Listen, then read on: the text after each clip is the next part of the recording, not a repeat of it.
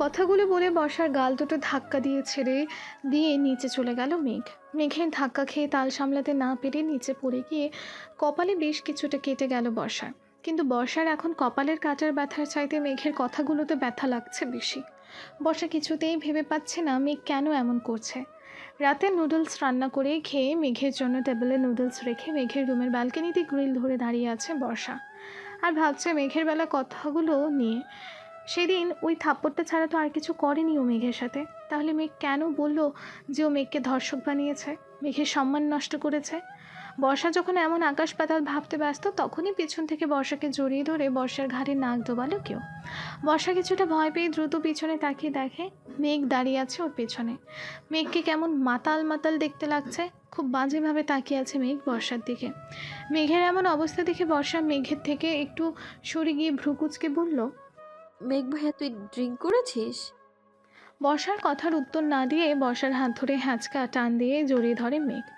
মেঘের গায়ে মোমো করছে মদের বিশ্রী গন্ধ। বর্ষা যতটা সম্ভব মেঘের থেকে দূরে যাওয়ার চেষ্টা করছে, কিন্তু কিছুতেই পেরে উঠছে না মেঘের শক্তির কাছে। হঠাৎ করে বর্ষাকে কোলে তুলে নেয় মেঘ, তারপর বর্ষাকে নিয়ে চলে যায় রুমের ভেতর। আজ 3 দিন হলো বর্ষা মেঘের সাথে কোনো প্রকার কথা বলে না। সব সময় চুপচাপ থাকে বর্ষা। মেঘও বিনা প্রয়োজনে বর্ষাকে কিছু বলে না। এর মাঝে বর্ষা হালকা পাতলা রান্নাও শিখে নিয়েছে ইউটিউব দেখে দেখে। বর্ষা একজন সংসারী মেয়ের মতোই নিজের সংসারটাকে আপন করে নিয়েছে। তবে মেঘের প্রতি জমেছে ওর মনে অনেক ঘৃণা। সেদিন রাতে ড্রিঙ্ক করে আসার পর জোর করে স্বামীর অধিকার খাটিয়েছে মেঘ। সকালে উঠে সব ভুলেও গেছে হয়তো, কিন্তু বর্ষা কিছুতেই ভুলতে পারছে না সেদিন রাতের মেঘের অমন হিংস্র আচরণের কথা। দুপুরে খাওয়া দাওয়ার পর বাইরে বাগানের দোলনায় গিয়ে বসে আছে বর্ষা, আর মেঘ নিজের রুমে ল্যাপটপে কাজ করছে। বর্ষা দোলনায় দোল খাচ্ছে আর ওর সাথে ঘটে যাওয়া গত কয়েকদিনের কথাগুলো ভাবছে। হঠাৎ কারো ডাকে ধ্যান ভেঙে বর্ষার। কেমন আছো বর্ষা? লোকটার কথা শুনে মাথা তুলে সামনের দিকে তাকায় বর্ষা। দেখে ওর সামনে দাঁড়িয়ে আছে নিলয়। এই নিলয়ের সাথেই ওর বিয়ে হচ্ছিল সেদিন, কিন্তু মেঘ ওকে কিডন্যাপ করায় বিয়েটা ভেঙে যায়। নিলয়কে দেখে দোলনা থেকে উঠে দাঁড়ায় বর্ষা, বলে, আপনি এখানে আপনি এখানে কেন এসেছেন? আমি এখানে মেঘের সাথে দেখা করতে এসেছি বর্ষা। কিন্তু তুমি এখানে কেন? চাচ্চুর বাসায় বেড়াতে এসেছো বুঝি? নিলয়ের কথা শুনে কিছুটা বিরক্তি নিয়ে বর্ষা বলল, না, আমি এই বাড়ির বউ। মেঘের সাথে বিয়ে হয়েছে আমার। আপনি ভেতরে যান, মেঘ ভেতরেই আছে। হোয়াট? তুমি এসব কি বলছো বর্ষা? তোমার বিয়ে হয়েছে, তাও আবার মেঘের সাথে? মেঘ এত কিছুর পরেও তোমার বিয়ে করলো? নিলয়ের কথা শুনে ভ্রু কুঁচকে তাকালো বর্ষা, তারপর জিজ্ঞাসু দৃষ্টিতে তাকিয়ে বলল, এত কিছুর পরে বিয়ে করলো মানে কি বলতে চান আপনি? বর্ষার কথা শুনে কিছুটা থতমত খেয়ে নিলয় বলল, না মানে মানে আমি আসলে বলতে চাইছিলাম যে সেদিন বিয়ের আসর থেকে কোথায় চলে গিয়েছিলে তুমি বর্ষা? আমি কত খুঁজেছিলাম তোমায়। নিলয়ের কথায় বর্ষা কিছু বলবে তার আগেই মেঘ বাসা থেকে বের হতে হতে বলে উঠল, নিলয় তুই এখানে কখন এলি দোস্ত? এই তো এখনই এলাম দোস্ত। তুই নাকি বর্ষাকে বিয়ে করছিস, এটা কি সত্যিই মেঘ? নিলয়ের কথা শুনে মেঘ বর্ষার দিকে একবার ফিরে তাকিয়ে তারপর নিলয়ের হাত ধরে নিয়ে বাইরের দিকে যেতে যেতে বলল, চল, তোর সাথে আমার অনেক কথা আছে, বাইরে থেকে একবার ঘুরে আসে।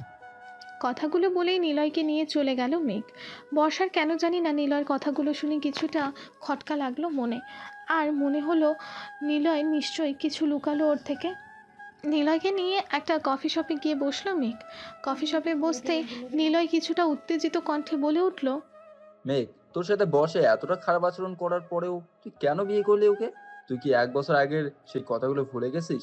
তোকে কি করে সবার সামনে ধর্ষক প্রমাণ করে মার খেয়েছিল বর্ষা? নিলয়ের কথা শুনে রাগী গলায় মেঘ বলল, ভুলিনি, কিছু ভুলিনি। সেদিনের কথা ভুলে যায়নি বলে আমি বর্ষাকে বিয়ে করেছি। আমার ভালোবাসার মূল্য ও আমায় যেভাবে দিয়েছিল তার প্রতিশোধ আমি নিব ওর থেকে। তাই তো ওর বিয়ের দিন ওকে কিডন্যাপ করে ওর বিয়ে ভেঙে দিয়েছে আমি। মেঘের কথা শুনে রাগের সাথে অবাক হয়ে নিলয় বলল, কি বলছিস তুই মেঘ? সেদিন তুই বর্ষাকে কিডন্যাপ করেছিলি ওর বিয়েটা ভেঙে দিতে, কিন্তু তুই কেন এমন করলি মেঘ? এতই তোর লাভটা হলো কি? আমি বর্ষাকে ভালোবাসি, সেটা আর কেউ না জানলেও তুই খুব ভালো করেই জানতে। তবে বর্ষাকে আমি ভালোবেসে বিয়ে করিনি। ওকে বিয়ের আসর থেকে তুলে এনে ওর গায়ে আমি কলঙ্কের কালি লাগিয়েছি। তারপর বিয়ে করেছে ওকে ধীরে ধীরে কষ্ট দেব বলে। যেভাবে এই 1 বছর বিনা দোষে ধর্ষকর কষ্ট পেয়েছি আমি, ঠিক সেভাবেই কষ্ট দেব আমি ওকে। আমি এমন কষ্ট রেখে অন্যের ঘরে সুখে সংসার করবে, এটা আমি মেনে নিতে পারবো না। তাই ওকে বিয়ে করে কষ্ট দিতে চাই আমি। মেঘের কথা শুনে রাগে শরীর জ্বলে যাচ্ছে নিলয়ের। নিলয়ের এতদিনের ষড়যন্ত্র আর সব প্ল্যান মাটি করে দিয়েছে এই মেঘ। বর্ষার কাছ থেকে মেঘকে আলাদা করতে কি কি করেনি নিলয়, কিন্তু শেষে বর্ষা এই মেঘেরই হলো। 1 বছর আগে বর্ষা যখন মেঘকে থাপ্পড় মেরে ওই ক্লাস থেকে দৌড়ে বেরিয়ে কলেজ থেকে চলে যায়, তখন আড়াল থেকে সব ফোনে ভিডিও রেকর্ড করে নিলয়। আর সেই ভিডিও রেকর্ডিং কলেজের স্যার ম্যাডাম আর ছাত্রছাত্রীদের দেখিয়ে সবাইকে বলে মেঘ জোর করে বর্ষাকে ধর্ষণ করতে চেয়েছিল। আর এই রেকর্ডিংটা বর্ষায় সবাইকে দেখাতে বলেছে। নিলয়ের কথা শুনে ক্ষেপে যায় কলেজের সবাই, কারণ কলেজে মেঘের নাম ডাক থাকলেও ওর পপুলারিটির জন্য শত্রুর অভাব ছিল না। আর সেই শত্রুগুলো এই সময়টাকে কাজে লাগিয়েছিল সেই দিন। মেঘ বর্ষা চলে যাওয়ার কিছুক্ষণ পর নিজের ভুল বুঝতে পেরে মন খারাপ করে ক্লাস থেকে বের হতেই ওর উপর ঝাঁপিয়ে পড়ে কলেজের সব ছাত্রছাত্রীরা, আর ধর্ষক বলে গালি দিতে দিতে মারধর করতে থাকে মেঘকে। সেদিন শত চেষ্টা করেও কাউকে বোঝাতে পারেনি মেঘ যে ও বর্ষার সাথে এমন কিছুই করেনি। ওই মুহূর্তে মেঘের চোখ শুধু বর্ষাকে খুঁজছিল। মেঘ ভেবেছিল বর্ষাকে বাঁচিয়ে সবার কাছে সত্যিটা বলবে, কিন্তু সেদিন বর্ষা আসেনি সেখানে। সকলের গণপিটুনি খাওয়ার পর নিলয় মেঘের সামনে ভালো বন্ধু হওয়ার নাটক করে মেঘকে হসপিটালে নিয়ে যায়। পুরো একদিন হাসপাতালে থাকার পর মেঘ মনের মাঝে বর্ষার জন্য রাগ পুষে নিয়ে পাড়ি দেয় ভিনদেশে। সেদিন বর্ষা বা মেঘ কেউই জানতো না যে আসল কালপ্রিট আসলে এই নিলয় নামের বন্ধুর আড়ালে শত্রু ছিল। 3 দিন পর যখন বর্ষা কলেজে আসে, তখন বর্ষা জানতে পারে মেঘ ওর বাবার বিজনেসের কাছে দেশের বাইরে গেছে। কলেজের কেউই বর্ষাকে সেদিন বলেনি আসল কথা। এটাও ছিল নিলয়ের একটি চাল, কারণ নিলয় প্রথম দিন থেকে বর্ষাকে পছন্দ করত, তবে মেঘের ভয় কখনো তা প্রকাশ করেনি। তাই সেদিন সুযোগ বুঝে ওদের দুজনকে আলাদা করে দেয় নিলয়। মেঘ বিদেশে চলে যাওয়ার 3 মাস পর বর্ষার বাসায় বিয়ের প্রস্তাব পাঠায় নিলয়, কিন্তু বর্ষা বিয়ের জন্য না করে দেয়। বর্ষা বলে পড়াশোনা শেষ না করা পর্যন্ত ও বিয়ে করবে না।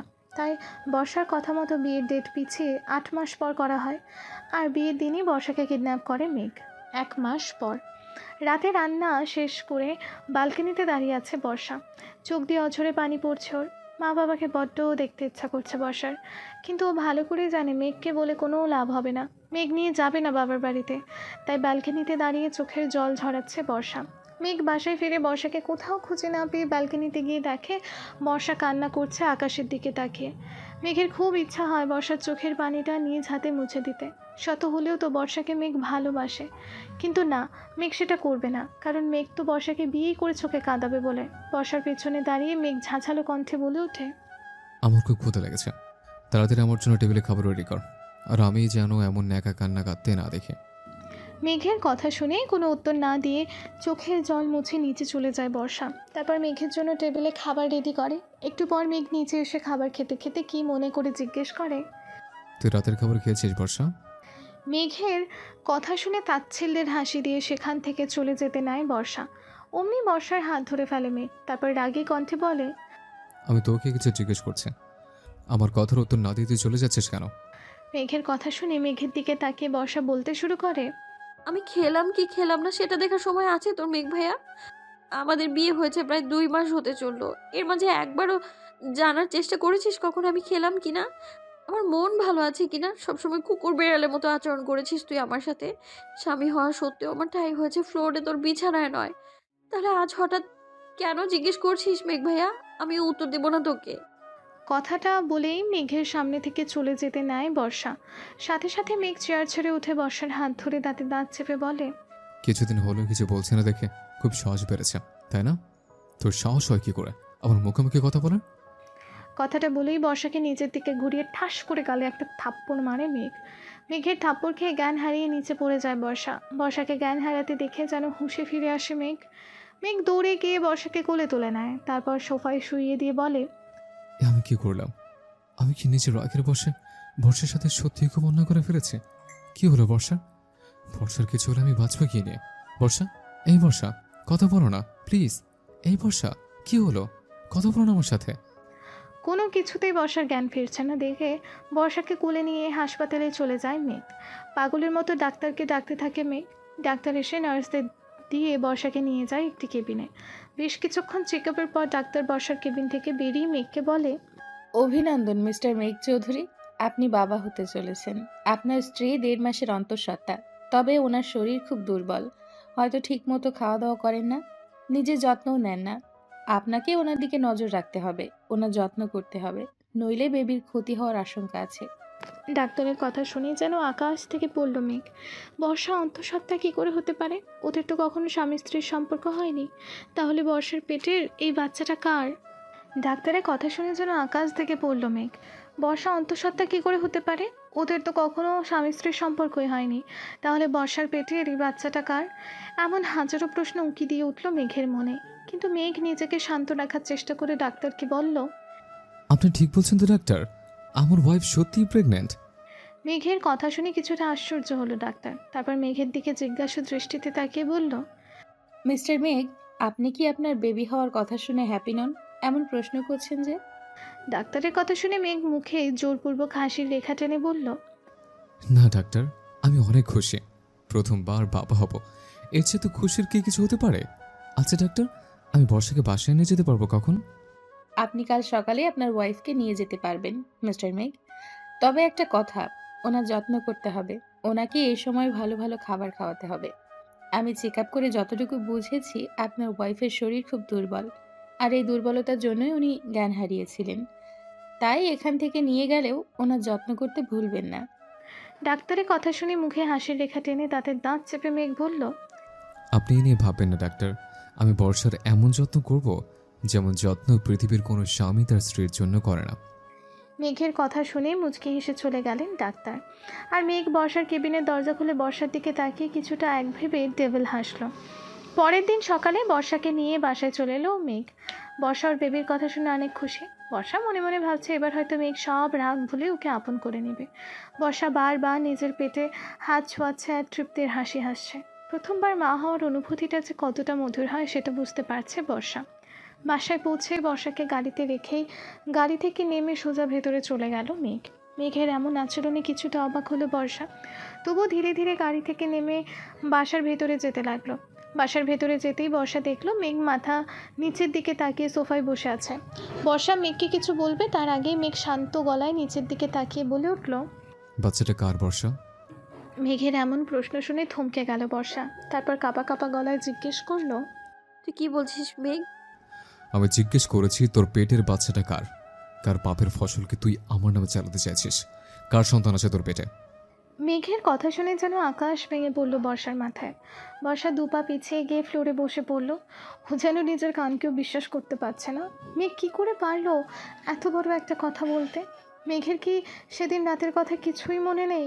বর্ষাকে চুপ করে নিচে বসে থাকতে দেখে সোফা থেকে দৌড়ে উঠে বর্ষার চুলের মুঠি ধরল মেঘ। তারপর দাঁতে দাঁত চেপে বলল, আর কত ঠকাবি আমায় তুই? কলেজে একটা কিস করতে চেয়েছিলাম বলে তুই আমি থাপ্পড় মেরেছিলি। আমি থাপ্পড় মারার পর আমি যখন নিজের ভুল বুঝতে পেরে তোর কাছে ক্ষমা চাইবো, তখন তুই কলেজের সবাইকে উস্কে দিয়ে আমায় ধর্ষক বানিয়ে গণপিটুনি খাইয়েছিলি। তবু তোকে ভালোবাসতাম বলে সেই তোকে বিয়ে করেছে। কিন্তু তুই আমার বউ হওয়া সত্ত্বেও কি করে পারলি অন্য কারোর সাথে অবৈধ সম্পর্ক করে তার সন্তানের মা হতে? কেন এভাবে ঠকালি তুই আমায়? কেন বর্ষা, কেন? বল আমায়, কার বাচ্চার মা হতে চাচ্ছিস তুই? তোর পেটে কার পাপের ফসল বের উঠেছে? মেঘের কথাগুলো যেন ধারালো ছুরির মতন বিচ্ছে বর্ষার গায়ে। বর্ষা নিজের শরীরের সমস্ত শক্তি দিয়ে মেঘকে নিজের থেকে সরিয়ে ঠাস করে একটা থাপ্পড় মেরে দিল মেঘের গালে। তারপর কিছু না বলে কাঁদতে কাঁদতে চলে গেল ফাঁকা একটা রুমে। আর ভেতর থেকে দরজা লাগিয়ে দিয়ে পাগলের মতো কাঁদতে লাগলো। এদিকে বর্ষা মেঘকে থাপ্পড় মেরে চলে যাওয়ার পর মেঘও ফ্লোরে বসে কাঁদতে লাগলো আর বলতে লাগলো, কেন বর্ষা, কেন? কেন এইভাবে ঠকালি আমায়? কি অপরাধ ছিল আমার যে সারাটা জীবন শুধু আমায় ঠকিয়ে গেলি? আমি তোকে ছাড়বো না বর্ষা, তোর পেটের ওই অবৈধ বাচ্চা সহ তোকে জ্বালিয়ে পুড়িয়ে শেষ করে দিব আমি। সারাদিন বাসায় ছিল না মেঘ। সকালে বর্ষাকে বাসায় নিয়ে আসার পরে বেরিয়ে যায় ও। বর্ষাও সারাদিন একটি রুমে দরজা দিয়ে থেকেছে আর চিন্তা করেছে ওর ঠিক কী করা উচিত এই মুহূর্তে। অনেক চিন্তা ভাবনার পর বর্ষা একটা ডিসিশন নিয়ে নিল আর খাতা কলম নিয়ে বসে পড়ল একটি চিঠি লিখবে বলে। রাতে ড্রিঙ্ক করে বাসায় ফিরল মেঘ। বাসায় ফেরার পর বর্ষাকে অনেক ডাকাডাকি করলো, কিন্তু বর্ষা মেঘকে মাতাল অবস্থায় দেখে আর মেঘের সামনে এলো না। কারণ বর্ষা চায় না এর আগে মেঘ মাতাল হওয়ার পর ওর সাথে যেটা হয়েছে সেটা আবারও হোক। বর্ষাকে অনেক ডাকাডাকির পরও যখন বর্ষার সামনে এলো না, তখন মেঘ গিয়ে সোফার উপর হয়ে শুয়ে ঘুমিয়ে পড়ল। মেঘ ঘুমানোর পর বর্ষা ওর রুমের দরজা খুলে মেঘের সামনে এসে হাঁটু গেড়ে বসে বলতে লাগলো, জানি না মেঘ, 1 বছর আগে কি করেছিলাম আমি আমি জানি না। কেনই বা আমার উপর তোর এত রাগ? তবে তুই আজ যেটা করেছিস তার উপর এরপর আমি আর তোর কাছে থাকতে পারবো না মেঘ। আমি তোর আর আমার সন্তানকে বাঁচাতে চাই। আমি জানি আমি যদি এখানে থাকি তাহলে তুই আমার সন্তানকে মেরে ফেলবি, সেটা আমি হতে দিতেই পারি না। তাই আমি চলে যাচ্ছি মেঘ, তোকে ছেড়ে অনেক দূরে চলে যাচ্ছি আমি। কথাগুলো বলেই মেঘের হাতের কাছে টেবিলের ওপর একটি চিঠি লিখে গ্লাসের নিচে চাপা দিয়ে রেখে বর্ষা বেরিয়ে গেল বাসা থেকে। গেটম্যান ঘুমিয়ে থাকায় বাইরে যেতে খুব একটা সমস্যা হলো না বর্ষার। সকালে সূর্যের আলো মুখে এসে লাগায় ঘুম ভাঙল মেঘের। ঘুম ভাঙতেই ধীরে ধীরে চোখ ডলতে ডলতে উঠে বসলো মেঘ। তারপর আশেপাশে তাকিয়ে দেখলো ও বাইরের রুমের সোফাতেই ঘুমিয়ে পড়েছে। মেঘ মনে করার চেষ্টা করলো রাতে ওর সাথে কী হয়েছে, কিন্তু মেঘের কিছুই মনে নেই। মেঘ সোফা ছেড়ে উঠে যাবে তখনই ওর চোখ পড়ল বর্ষার রেখে যাওয়া সেই চিঠির দিকে। মেঘ ভ্রুকুচকে চিঠিটা হাতে নিয়ে চিঠিটা খুলে পড়তে শুরু করলো। প্রিয় মেঘ, তুই যখন এই চিঠিটা পাবি তখন হয়তো আমি তোর থেকে অনেক দূরে চলে যাব, আর সাথে করে নিয়ে যাব তোর আর আমার অনাগত সন্তানকে, যাকে তুই আজ অবৈধ সন্তান ভেবেছিস। জানিস মেঘ, আমি চাইলেই পারতাম তোকে বলতে যে এই বাচ্চা আর কারো নয় বরং তোর এই বাচ্চা, কিন্তু আমার কথা হয়তো তুই বিশ্বাস করতি না। আর বিশ্বাস করবি বা কি করে বল? গত একটা বছর মনের মাঝে অবিশ্বাসের বেড়াজাল যে তৈরি করে রেখেছিস তুই, সেখানে যে বিশ্বাস নামের শব্দটা বড়ই বেমানান। আমি জানি না মেঘ, 1 বছর আগে আমি কি করেছিলাম তোর সাথে, যার জন্য এতটা প্রতিশোধ পরায়ণ তুই আমার কাছ থেকে এত প্রতিশোধ নিচ্ছিস এখনো। তুই তুই আমায় বলেছিলি না মেঘ যে তুই ভালোবাসিস আমায়? আরে তুই কি জানিস ভালোবাসা কাকে বলে? তুই যদি আমায় ভালোবাসতি তাহলে তাহলে সঠিকটা জানার চেষ্টা না করে আমার উপর এভাবে প্রতিশোধ নিতে পারতি না। আমার পেটের যে সন্তানকে তুই অবৈধ সন্তান বলে গালি দিলি, সেটা আর কারো নয়, তোর সন্তান মেঘ, তোর সন্তান এটা। তুই হয়তো ভুলে গেছিস সেদিন তুই ড্রিঙ্ক করে বাসায় ফেরার পর আমার কাছে টেনে নিয়েছিলি তুই। সকালে ঘুম ভাঙার পর হয়তো সব ভুলে গেছিস, কিন্তু আমি কখনো ভাবিনি মেঘ যে তুই আমার সন্তানকে একটা নষ্ট সন্তান বলে ভাববি। আমি আর কখনো ফিরবো না মেঘ তোর কাছে, আর কখনো ফিরবো না আমি। আমি তোকে ভালোবাসি মেঘ, তাই তোর আর আমার সন্তান, আমার ভালোবাসার স্মৃতি হিসেবে এই সন্তানকে নিয়েই আমি কাটিয়ে দেবো বাকিটা জীবন। তুই যেখানেই থাকিস ভালো থাকিস, কিন্তু আমায় আর খোঁজার চেষ্টা করিস না মেঘ। আমি আর কখনো ফিরতে চাই না তোর কাছে। ইতি তোর অবহেলার পাত্রী, বর্ষা। চিঠি পড়া শেষ করে চিঠিটা হাতের মাঝে দুমড়ে মুচড়ে নিল মেঘ। তারপর মাথা নিচু করে কিছুক্ষণ বসে রইল মেঘ। তারপর মাথা ওপরে তুলে একটা পৈশাচিক হাসি দিয়ে সোফা থেকে উঠে নিজের রুমে চলে গেল। রুমে গিয়ে ফ্রেশ হয়ে নিল মেঘ। ফ্রেশ হয়ে এসে ফোন হাতে নিয়ে বর্ষার বাড়িতে ফোন করলো মেঘ। হ্যালো, কে বলছেন? বর্ষার বাবা আশরাফ খান। আসসালামু আলাইকুম আঙ্কেল, আমি মেঘ বলছি। বর্ষা কি আপনার ওখানে আছে? ওয়ালাইকুম সালাম। হ্যাঁ মেঘ বাবা, বর্ষা এখানে আছে, সকালেই তো এলো। কেন, তোমায় বলে আসেনি? জি আঙ্কেল, বর্ষা আমি বলেই গেছে। আসলে আমি ফোন করে শিওর হচ্ছিলাম ও ভালোভাবে পৌঁছেছে কিনা। ওকে আঙ্কেল, এখন তাহলে রাখি। আল্লাহ হাফেজ। কথাগুলো বলেই আশরাফ খানকে আর কিছু বলার সুযোগ না দিয়ে ফোন কেটে দিল মেঘ। তারপর বাঁকা হেসে আলমারি থেকে কাপড় চোপড় বের করে পরে নিয়ে রেডি হলো। রেডি হয়ে গাড়ি নিয়ে বেরিয়ে পড়ল মেঘ। বিকাল 3টা।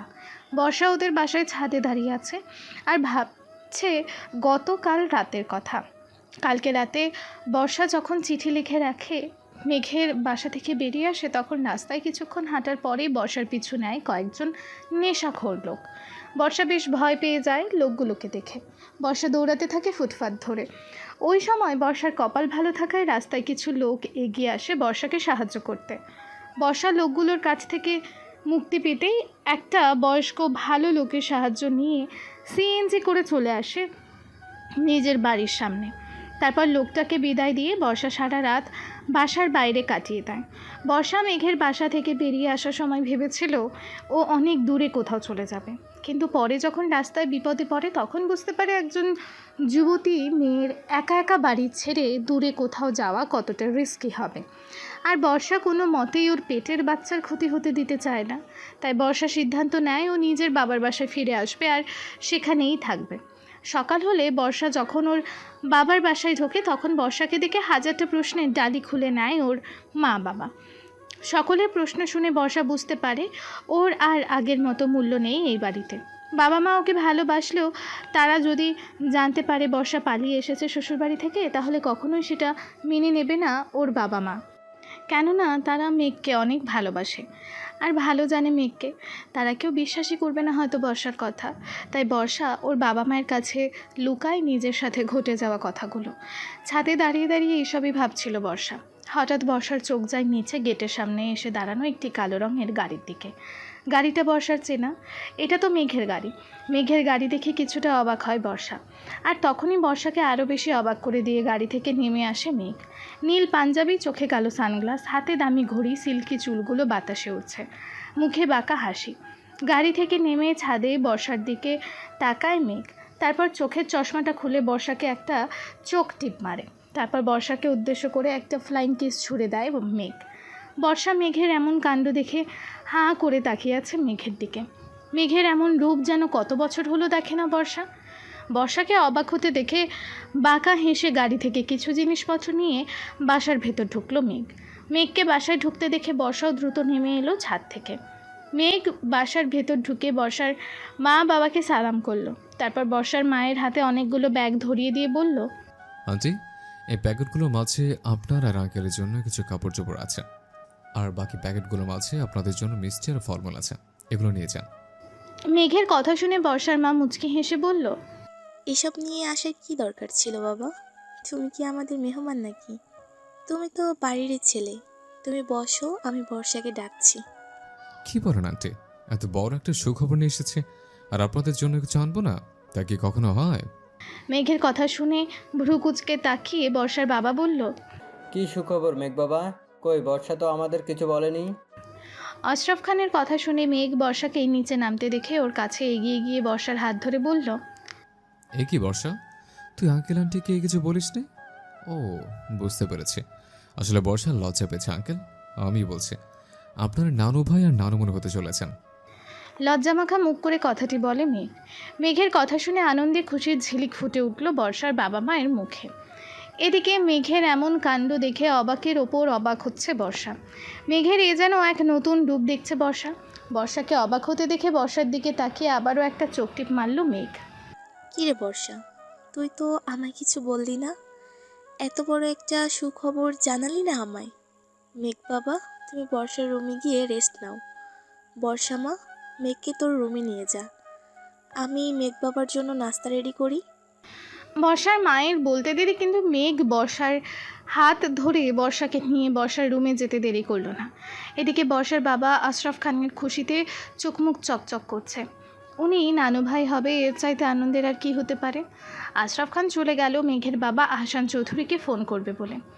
বর্ষার হাত ধরে বর্ষাকে রুমে নিয়ে গিয়ে দরজা লাগিয়ে দিল মেঘ। তারপর বর্ষার দিকে ঘুরে দাঁড়িয়ে চোখের সানগ্লাসটা খুলে মাথার উপর আটকে রাখলো। তারপর বাঁকা হাসতে হাসতে এগিয়ে যেতে লাগলো বর্ষার কাছে। মেঘকে এগিয়ে আসতে দেখে ভয়ে যেন গলা শুকিয়ে যেতে লাগলো বর্ষার। বর্ষা পেছাতে পেছাতে কাঁপা কাঁপা গলায় বলল, তুই এখানে কেন কেন এসেছিস মেঘ? আর এমন আচরণই বা কেন করছিস? বর্ষার কথার উত্তরে মেঘ কিছু না বলে ডেভিল হেসে বর্ষার কাছে গিয়ে বর্ষার কোমর জড়িয়ে ধরে বর্ষাকে নিজের সাথে মিশিয়ে নিল।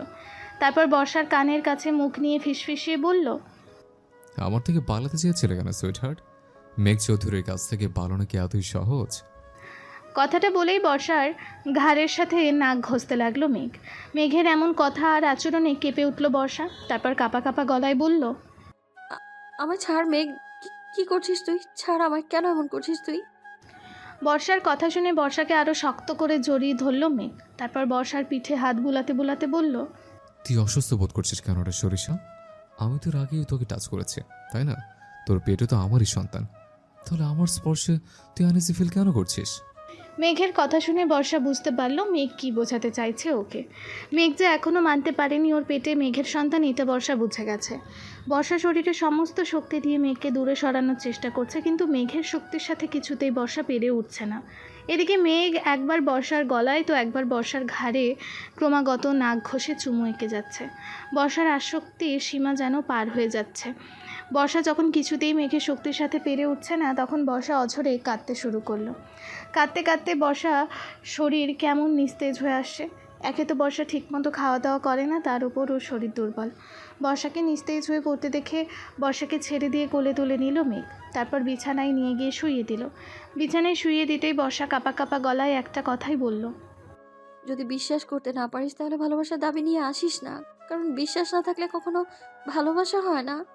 এতটুকু বলেই চোখ বন্ধ করে নিস্তেজ হয়ে ঘুমের রাজ্যে পাড়ি দিল বর্ষা। বর্ষার বলা কথাটা যেন তীরের মতো গিয়ে বিঁধল মেঘের বুকে। মেঘ কিছুক্ষণ বর্ষার কাছে বসে বর্ষার দিকে অপলক তাকিয়ে রইল। এই কয়েকদিনের মাঝেই বর্ষার চেহারাটা কেমন জানি হয়ে গেছে। আগের উজ্জ্বলতা নেই, মুখটা কেমন ফ্যাকাশে হয়ে গেছে বর্ষার। বর্ষার দিকে কিছুক্ষণ অপলক তাকিয়ে থেকে মেঘের চোখ থেকেও ঝরে পড়ল দুফোঁটা পানি। মেঘ নিজের চোখটা মুছে নিয়ে বর্ষার গায়ে চাদর টেনে দিয়ে দরজা খুলে কোথায় যেন চলে গেল। বর্ষার মা বাবার বারবার জিজ্ঞাসা করায় মেঘ বলল জরুরি একটা কাজে যাচ্ছে, তাড়াতাড়ি ফিরবে। রাত 10:15। বর্ষার ঘুম ভাঙল মুখের ওপর কারো গরম নিঃশ্বাস আর কয়েক ফোঁটা পানি পড়ার কারণে। বর্ষা চোখ বন্ধ অবস্থাতেই সামনের মানুষটার দিকে হাত বাড়ালো, কিন্তু হাতে কারো স্পর্শ পেল না বর্ষা। তাই চোখ মেলে তাকিয়ে চারিদিকে ভালো করে দেখতে লাগলো, কিন্তু রুমে বর্ষা ছাড়া আর কেউ নেই। বর্ষা কিছুটা অবাক হলো, কারণ ও পুরোপুরি অনুভব করেছে ওর মুখের ওপরে কেউ ছিল, আর সে হয়তো কান্না করছিল, আর তার চোখের পানি বর্ষার মুখের ওপর পড়ছে। বর্ষা হাত দিয়ে নিজের গালে স্পর্শ করে দেখলো সত্যি ওর গালে কয়েক ফোঁটা পানি লেগে আছে, কিন্তু বর্ষা কিছুতে বুঝতে পারছে না কে ছিল ওর রুমে। বর্ষা বিছানা ছেড়ে উঠে বাইরে বের হলো। বাইরে বের হয়ে বর্ষা দেখলো মেঘ বর্ষার মা বাবার সাথে একসাথে বসে গল্প করছে। বর্ষাকে দেখে ওর মা বলে উঠল, বর্ষা মা, তুই উঠেছিস? এখন শরীর কেমন লাগছে তোর? ভালো লাগছে আম্মু। আমি এতক্ষণ সময় ধরে ঘুমালাম, তোমরা ডাকলে না কেন আমায়? আমরা ডাকতে চেয়েছিলাম বর্ষা, কিন্তু এতটুকু বলতেই বর্ষার মাকে থামিয়ে দিয়ে মেঘ বলল, আন্টি, আপনি বর্ষার খাবার রেডি করুন। ওর শরীর এমনিতেই দুর্বল, তার উপর অনেকক্ষণ হলো কিছু খায়নি। আর বর্ষা, তুই ঘুম থেকে উঠে ফ্রেশ হয়েছিস নাকি ঘুম নিয়ে বাইরে বেরিয়ে এলে? মেঘের কথা শুনে বর্ষার মা বর্ষার খাবার বাড়তে চলে গেলেন, আর বর্ষা মেঘের কথার কোনো উত্তর না দিয়ে রুমে চলে গেল ফ্রেশ হতে। ওয়াশরুম থেকে ফ্রেশ হয়ে বেরিয়ে বর্ষা দেখলো মেঘ ওর জন্য খাবার নিয়ে বসে আছে। মেঘের এমন কাণ্ড দেখে বর্ষা যেন অবাকের উপর অবাক হচ্ছে। মেঘ কেন এমন করছে সেটা কিছুই বুঝতে পারছে না বর্ষা। বর্ষাকে চুপ করে দাঁড়িয়ে থাকতে দেখে মেঘ নরম সুরে বলল, এখানে খাবার রাখা আছে বর্ষা, এসে খেয়ে নে। আর কালকে সকালে আমার সাথে বাসায় যাবি তুই, তাই তাড়াতাড়ি খেয়ে ঘুমিয়ে পড়। মেঘের কথা শুনে রাগ দেখিয়ে বর্ষা বলল, তুই কেন এসেছিস এখানে? চলে যা এখান থেকে। আমি আর কোনোদিন ওই বাসায় ফিরবো না। তোর সাথে কোনো সম্পর্ক নেই আমার। চলে যা, তুই আমার সামনে থেকে চলে যা। বর্ষার কথা শুনে ডেভিল হাসলো মেঘ। তারপর বিছানা ছেড়ে উঠে দাঁড়িয়ে বাইরে যেতে যেতে বলল, আমি ছাদে যাচ্ছি, 15 মিনিট পর রুমে আসবো। এসে যদি দেখি তুই এখনো খাবার খাসনি, তাহলে তোর আর তোর অনাগত বাচ্চার জন্য ব্যাপারটা ভালো হবে না। মেঘের কথা শুনে রাগে যেন শরীর জ্বলে যাচ্ছে বর্ষার। বর্ষা রাগী গলায় বলে উঠল, কি করবি তুই? আর কি করার বাকি রেখেছিস তুই? কেন এসেছিস এখানে? কি চাস তুই মেঘ? কি চাস? তোকে চাই, তুই চাস বা না চাস, তোকে আমার সাথেই থাকতে হবে আমার বাসায়। তাই বেশি কথা না বলে খেয়ে ঘুমিয়ে পড়, সকালে আমার সাথে বাসায় যাবে। যাবো না আমি ওই বাসায়। কি করবি তুই? হ্যাঁ, কি করবি? বর্ষার কথা শুনে ডেভিল হেসে বর্ষার কাছে এগিয়ে এসে মেঘ ফিসফিসিয়ে বলল, বেশি কিছু করবো না সুইট হার্ট, শুধু আমার শ্বশুর শাশুড়ি আর তোর প্রতিবেশীদের বলবো তোর পেটের বাচ্চাটা আমার নয়, এটা তোর অবৈধ সম্পর্কের ফসল। মেঘের কথা শুনে মুখ ছিটকিয়ে বর্ষা বলে উঠল। ছি। বর্ষার ছি বলা শুনে মেঘ আর কিছু না বলে রুম থেকে বেরিয়ে গেল। মেঘের বাসার বাগানের দোলনায় বসে আছে বর্ষা, আর এক নজরে তাকিয়ে আছে সুইমিং পুলের পানির দিকে। বর্ষা সাঁতার জানে না। বর্ষার ইচ্ছা করছে সুইমিং পুলের পানিতে ঝাঁপ দিয়ে আত্মহত্যা করতে, কিন্তু পেটের সন্তানের কথা চিন্তা করে বর্ষা সেটাও পারছে না। বর্ষার চোখ থেকে গড়িয়ে পড়ছে টপ টপ করে পানি, যে পানিতে ভিজে যাচ্ছে বর্ষার গায়ের ওড়না। সেদিকে বর্ষার কোনো ভ্রুক্ষেপ নেই। 3 দিন আগে বর্ষাকে নিয়ে মেঘ বাসায় আসার পর থেকে একটা কথাও বলেনি মেঘ বর্ষার সাথে। সারাটা দিন বোবার মতো বর্ষা এখানে ওখানে বসে কাটায়। বাসায় একটা কাজের মহিলাও নেই যার সাথে একটু কথা বলে সময় কাটাবে বর্ষা। নিজেকে আজকাল কাঠের পুতুল মনে হয় বর্ষার। মেঘ সেই সকালে হোটেল থেকে খাবার এনে নিজে খেয়ে বর্ষার জন্য রেখে চলে যায়, আবার দুপুরে খাবার নিয়ে বাসায় ফেরে। নিজে খেয়ে বর্ষার জন্য টেবিলে খাবার রেখে অন্যদিকে ঘুরে বর্ষাকে খেতে বলে হনহন করে চলে যায় মেঘ। এর আগে মেঘ বর্ষাকে মারধর করলেও কথা বলতো। বর্ষার কাছে যেন সেই দিনগুলোই ভালো ছিল। মেঘ এখন খাওয়ার কথা ছাড়া একটা কথা বলে না বর্ষার সাথে। এই 3টা দিন যেন 3টা বছরের সমান মনে হয় বর্ষার কাছে। এইসব কথা ভাবছে আর অঝরে কান্না করছে বর্ষা। চোখের অশ্রুগুলো যেন আর বাদ মানছে না। হঠাৎ মেঘের ডাকে ধ্যান ভাঙল বর্ষার। মেঘ গেট দিয়ে বাসার ভেতরে ঢুকেই বর্ষাকে দেখে বলে উঠল, বর্ষা, রুমে গিয়ে 10 মিনিটের মধ্যে রেডি হয়ে আয়। এখনই আমার সাথে বেরোতে হবে। মেঘের কথা শুনে নিজের চোখটা তাড়াতাড়ি মুছে নিল বর্ষা, কারণ বর্ষা চায় না চোখের পানি ওর কষ্ট মেঘ দেখুক। বর্ষা চোখ মুছে সুইমিং পুলের দিকে তাকিয়েই বলে উঠল, কোথায় নিয়ে যাবি আমায়? সেটা গেলেই জানতে পারবি। এখন সময় নষ্ট না করে তাড়াতাড়ি রেডি হয়ে আয়। মেঘের কথায় বর্ষার কথা না বাড়িয়ে রুমে চলে গেল। তারপর কাপড় পাল্টে রেডি হয়ে নিচে নেমে এলো। লাল টকটকে সালোয়ার কামিজ পরেছে বর্ষা। মুখে কোনো রকম সাজ নেই বর্ষার। মুখটা কেমন যেন চুপসে গেছে ওর, হারিয়ে গেছে মুখের সব উজ্জ্বলতা। মেঘ বর্ষার দিকে এক নজর তাকিয়ে দেখে, চোখ নামিয়ে নিল। তারপর নিজের হাতটা বর্ষার দিকে এগিয়ে দিয়ে নরম গলায় বলে উঠল, চল আমার সাথে। বর্ষা মেঘের হাতটা দেখেও না দেখার ভাব করে সামনের দিকে হাঁটতে লাগলো। মেঘও আর কিছু না বলে বর্ষার সাথে গিয়ে গাড়ির দরজা বর্ষার জন্য খুলে দিল। বর্ষা কোনো কথা না বলে সোজা গিয়ে গাড়িতে উঠে বসলো। তারপর মেঘও ড্রাইভিং সিটে বসে গাড়ি চালাতে লাগলো আপন গতিতে। কিছুক্ষণ পর হাসপাতালের সামনে গিয়ে থামলো গাড়ি। বর্ষা অবাক হয়ে মেঘের দিকে তাকিয়ে জিজ্ঞেস করলো, আমরা হসপিটালে কেন এলাম? এসেছি যখন, তখন অবশ্যই কোনো দরকার আছে। গাড়ি থেকে নাম আর চল আমার সাথে। মেঘের কথা শুনে বর্ষার মনে ভয় জেঁকে বসলো। বর্ষা ভয় করতে লাগলো মেঘ হয়তো ওর পেটের বাচ্চাকে মেরে ফেলার জন্য ওকে হাসপাতালে এনেছে। বর্ষা মনে মনে ঠিক করলো, মেঘ যদি সত্যি এমন কিছু করার চেষ্টা করে তাহলে বর্ষা মেঘকে কখনোই ছাড়বে না, নিজে হাতে খুন করবে ও মেঘকে। বর্ষা নিজের মনকে শক্ত করে মেঘের সাথে হাসপাতালের ভিতরে ঢুকলো। বর্ষাকে একজন নার্সের সাথে একটি কেবিনে পাঠিয়ে দিয়ে মেঘ চলে গেল ডাক্তারের কাছে। বর্ষা নার্সটাকে কাছে ডেকে জিজ্ঞেস করলো, এই যে সিস্টার, শুনছেন? আচ্ছা, আপনি কি বলতে পারবেন আমায় হসপিটালে কেন আনা হয়েছে? বর্ষার কথা শুনে নার্সটা বলল, সেটা আমি ঠিক জানি না ম্যাডাম, তবে আমার মনে হয় আপনার কিছু একটা পরীক্ষা করাবেন স্যার। কিছু একটা মানে? কি পরীক্ষা করার কথা বলছেন আপনি? আসলে ম্যাডাম, সেটা আমিও সঠিক জানি না, সরি। নার্সের কথা শুনে হতাশ হলো বর্ষা। তারপর অপেক্ষা করতে লাগলো কি হয় তা দেখার জন্য। বেশ কিছুক্ষণ পর একজন মহিলা ডাক্তার আসলো বর্ষার কাছে। তারপর বর্ষাকে নিয়ে চলে গেল অন্য একটি কেবিনে। বাসার ছাদে উঠে আকাশের দিকে এক মনে তাকিয়ে আছে বর্ষা। মুখে নেই তার হাসি, নেই কোনো প্রাণবন্ততা। বর্ষার চোখ থেকে গড়িয়ে পড়ছে নোনা জল। যে বর্ষা সব সময় মাতিয়ে রাখতো সারা বাড়ি, আনন্দে মেতে থাকতো সব সময়, সেই বর্ষা যেন এখন জীবন্ত লাশে পরিণত হয়েছে। দুদিন আগে হাসপাতালে এই মহিলা ডাক্তার বর্ষার পেটের বাচ্চার ডিএনএ টেস্ট করিয়েছে। সেটা অবশ্য কোনো ডাক্তার, নার্স বা মেঘ বলেনি বর্ষাকে, বরং বর্ষা পর্দার আড়াল থেকে মেঘের কথা শুনে নেয়। টেস্টের পর বর্ষাকে আলাদা কেবিনে রেখে ডাক্তার চলে যান মেঘের কাছে। কৌতূহলবশত বর্ষা অনেক কষ্টে এগিয়ে যায় ডাক্তারের কেবিনের কাছে। আর পর্দার আড়াল থেকেই শুধু মেঘের একটা কথাই কানে আসে বর্ষার। মেঘ ওই ডাক্তারকে বলছে, ডাক্তার, আমার ওয়াইফের পেটের বেবির ডিএনএ টেস্টের রিপোর্ট কবে আসবে? আপনি পরশুদিন পেয়ে যাবেন মিস্টার মেঘ। তবে আমার একটা প্রশ্ন ছিল, আপনি নিজের সন্তানের ডিএনএ টেস্ট করাচ্ছেন কেন? নাকি আপনার ওয়াইফের পেটের বেবিটা আপনার নয়? আই মিন, আপনার ওয়াইফের কি অন্য কারোর সাথে রিলেশন আছে? এতটুকু কথা শুনতেই মুখ চেপে ধরে সেখান থেকে চলে আসে বর্ষা। মেঘ আর ডাক্তারের কথা শুনে যেন পায়ের নিচের মাটি সরে যায় বর্ষার। সেই মুহূর্তে বর্ষা সত্যি ইচ্ছা করছিল আত্মহত্যা করে মারা যেতে, কিন্তু বর্ষার ততটাও সাহস নেই। ছাদে দাঁড়িয়ে এসব কথা ভাবছে আর অঝরে চোখের জল ফেলছে বর্ষা। ওর বুকের ভিতরটা যেন সব দুমড়ে মুচড়ে শেষ হয়ে যাচ্ছে। মেঘ কী করে পারলো এটা করতে? কী করে পারলো এতটা অবিশ্বাস করতে? বর্ষা না পারছে মেঘের বাসা থেকে চলে যেতে, আর না পারছে এখানে থাকতে, না পারছে মরে যেতে, না পারছে বাঁচতে। দম যেন বন্ধ হয়ে আসছে বর্ষা। বর্ষা আকাশের দিকে তাকিয়ে কেঁদে চলেছে এক মনে। হঠাৎ কারো স্পর্শেই ধ্যান ভাঙে বর্ষার। মেঘ এসে বর্ষাকে পেছন থেকে জড়িয়ে ধরেছে।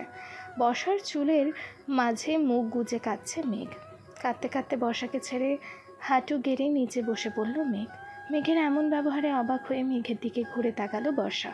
বর্ষাকে তাকাতে দেখে মেঘ অপরাধীর মতো মাথা নিচু করে বলল, আমি সরি বর্ষা, তুই আমায় ক্ষমা করে দে। আমি না জেনে বুঝে তোর সাথে অনেক বেশি অন্যায় করে ফেলেছে। প্লিজ বর্ষা, ক্ষমা করে দে আমায়। তুই আমায় চিঠি লিখে চলে যাওয়ার পর আমি কলেজে গিয়ে খোঁজ নিয়েছি। যেটা আমার আরও আগে করা উচিত ছিল। কলেজে গিয়ে জানতে পারি তুই কিছুই করিসনি সেদিন। অন্য কেউ আমার উপর ষড়যন্ত্র করে আমায় মার খাইয়েছিল। তোরা আমার ছবি তুলে। আমি এখনো জানি না সে মানুষরা কে, তবে খুব তাড়াতাড়ি জেনে যাবো আমি। আমি না জেনে তোকে অনেক বেশি কষ্ট দিয়ে ফেলেছি বর্ষা। তুই আমায় মাফ করে দে, মাফ করে দে আমায়। আমি তোকে সন্দেহ করেছিলাম যে তোর পেটের সন্তান হয়তো আমার নয়, কারণ বিশ্বাস কর বর্ষা, আমার সেদিন রাতের কথা কিছুই মনে নেই। নেশা করে বাসায় আসার পর তোর সাথে কি করেছে আমি কিছু মনে পড়ছে না আমার। নেশা করে বাসায় আসার পর তোর সাথে কি করেছে আমার কিছুই মনে নেই। তাই আমি তোকে সন্দেহ করেছিলাম, কিন্তু এখন আর আমার তোর প্রতি কোনো সন্দেহ নেই। আমি বুঝতে পেরেছি বর্ষা, আমি যা করেছি সব ভুল। তোর পেটে আমারই সন্তান। আমি তো ক্ষমা করে দে বর্ষা। চল আমরা নতুন করে জীবন শুরু করি একসাথে, যে জীবনে আমাদের মাঝে কোনো ভুল বোঝাবুঝি থাকবে না, থাকবে না কোনো বাধা। কথাগুলো এক নাগারে মাথা নিচু করে বসে বলে চলেছে মেঘ, আর বর্ষা পাথরের মূর্তির মতো দাঁড়িয়ে চুপচাপ মেঘের বলা কথা শুনে চলেছে। মেঘ কথাগুলো বলে উঠে দাঁড়ালো বর্ষার সামনে, তারপর বর্ষার দুগালে হাত রেখে বলল, তুই আমায় ক্ষমা করবি না বর্ষা? আমি তোকে ভালোবাসি বর্ষা, অনেক ভালোবাসি তোকে আমি। সে 3 বছর আগে থেকে ভালোবাসি। চল না বর্ষা, আমরা এই কয়েকদিনের অতীত ভুলে আবার নতুন করে জীবন শুরু করি। কথাগুলো বলেই বর্ষাকে জড়িয়ে ধরতে নিল মেঘ। সাথে সাথে বর্ষা নিজের শরীরের সমস্ত শক্তি দিয়ে মেঘকে ধাক্কা দিয়ে দূরে সরিয়ে দিল। বর্ষার ধাক্কা খেয়ে মেঘ কয়েক পা পিছিয়ে গিয়ে অবাক হয়ে বর্ষার দিকে তাকালো। মেঘকে তাকাতে দেখে বর্ষা মেঘের কাছে এগিয়ে গিয়ে মেঘের শার্টের কলার ধরে রাগী গলায় চিল্লিয়ে বলতে শুরু করলো, ক্ষমা চাইছিস তুই মেঘ? কিসের জন্য ক্ষমা চাইছিস তুই? বিনা দোষে দোষী বানিয়ে আমায় সবার সামনে বাজে মেয়ে প্রমাণ করার জন্য ক্ষমা চাইছিস তুই? তোকে ক্ষমা করে দিলে কি আমার মাথায় পড়া সেই অপবাদগুলো মুছে যাবে? উত্তর দে আমায় মেঘ, উত্তর দে। কিসের জন্য ক্ষমা চাইছিস তুই মেঘ? রাতের আধারে মদ খেয়ে মাতাল হয়ে এসে নিজের বিবাহিত স্ত্রীকে বৈধ ধর্ষণ করে তার পেটে নিজের সন্তানকে অবৈধ সন্তান বলে স্ত্রীকে ব্ল্যাকমেল করার ক্ষমা?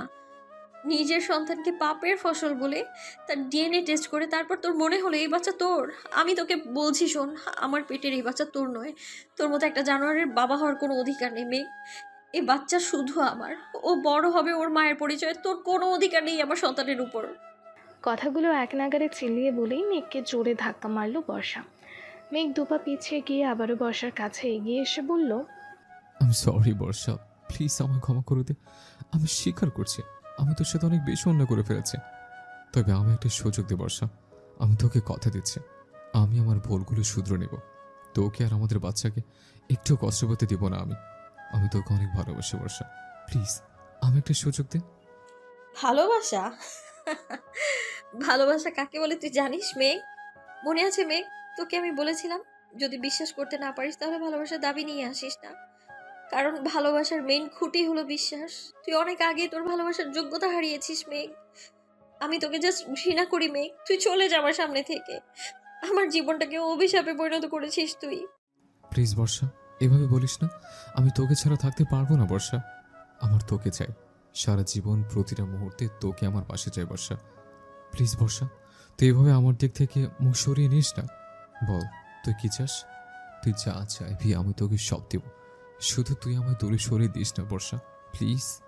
আমি ডিভোর্স চাই, তুই আমার ডিভোর্স দে মেঘ। আমি মুক্তি চাই তোর মতো একটা অমানুষের হাত থেকে। মুক্তি দে আমায়, তুই ডিভোর্স দে আমায়। বর্ষার কথা শুনে মুহূর্তেই রাগ উঠে যায় মেঘের। মেঘ বর্ষার গাল চেপে ধরে দাঁতে দাঁত চেপে বলে, তোর সাহস হয় কি করে আমার থেকে ডিভোর্স চাওয়ার? তুই অন্য যা কিছু চাইতে পারিস, কিন্তু ডিভোর্সের কথা ভুল করে মুখে আনবি না। মেঘের কথা শুনেই মেঘের গালে সজোরে একটা থাপ্পড় মারল বর্ষা। রাগে বর্ষার শরীর থরথর করে কাঁপছে। থাপ্পড় মেরে বর্ষা আবারও মেঘের শার্টের কলার চেপে ধরতে বলতে লাগলো, তোর কোনো অধিকার নেই আমার উপর জোর খাটানোর। তুই যদি আমার ডিভোর্স না দিস তো তোকে আমি ডিভোর্স দেবো মেঘ। তোর মুখ দেখতেও ঘৃণা করছে আমার। তোর এই আবেগী কথাগুলো কাটা হয়ে ফুটছে আমার গায়ে। তোর সাথে থাকা আমার পক্ষে একদমই সম্ভব না। মুক্তি চাই আমি তোর থেকে। কথাগুলো বলে মেঘের কলার ছেড়ে দিয়ে ছাদ থেকে নিচে নামতে নিল বর্ষা। সাথে সাথে মেঘ বর্ষার হাত ধরে বর্ষাকে কোলে তুলে নিল। বর্ষা মেঘের এমন কাণ্ডে অবাক হয়ে মেঘকে এক নাগারে কিল ঘুষি মারতে লাগলো, কিন্তু তাতে মেঘের কিচ্ছু যায় আসে না। মেঘ বর্ষাকে কোলে নিয়ে বর্ষার রুমে। এতদিন বর্ষা মেঘের সাথে না থেকে আলাদা রুমে থাকতো মেঘের ইচ্ছায়। সেই রুমে গিয়ে নামিয়ে দিল, তারপর বাইরে থেকে দরজা লাগিয়ে বলল, আমি তোকে এতদিন সন্দেহ করে কষ্ট দিয়ে জোর করে আমার কাছে রেখেছিলাম, এখন তোকে ভালোবেসে আমার সাথে রাখার জন্য তোকে জোর করে আমার কাছে রাখবো। আমার থেকে দূরে যেতে দিব না আমি তোকে। তুই আমার কাছেই থাকবি, সেটা তোর ইচ্ছায় হোক বা তোর অনিচ্ছায়। কথাগুলো বলেই সেখান থেকে চলে গেল মেঘ। বর্ষা দরজায় বাড়ি দিতে দিতে অনেক ডাকলো মেঘকে দরজা খুলে দিতে, কিন্তু মেঘ শুনেও বর্ষার কথা শুনলো না। রাতের খাবার একটি প্লেটে রেডি করে নিয়ে বর্ষার রুমে ঢুকলো মেঘ। রুমে ঢুকে দেখলো বর্ষা কাঁদতে কাঁদতে ফ্লোরে বসে খাটের সাথে হেলান দিয়ে ঘুমিয়ে পড়েছে।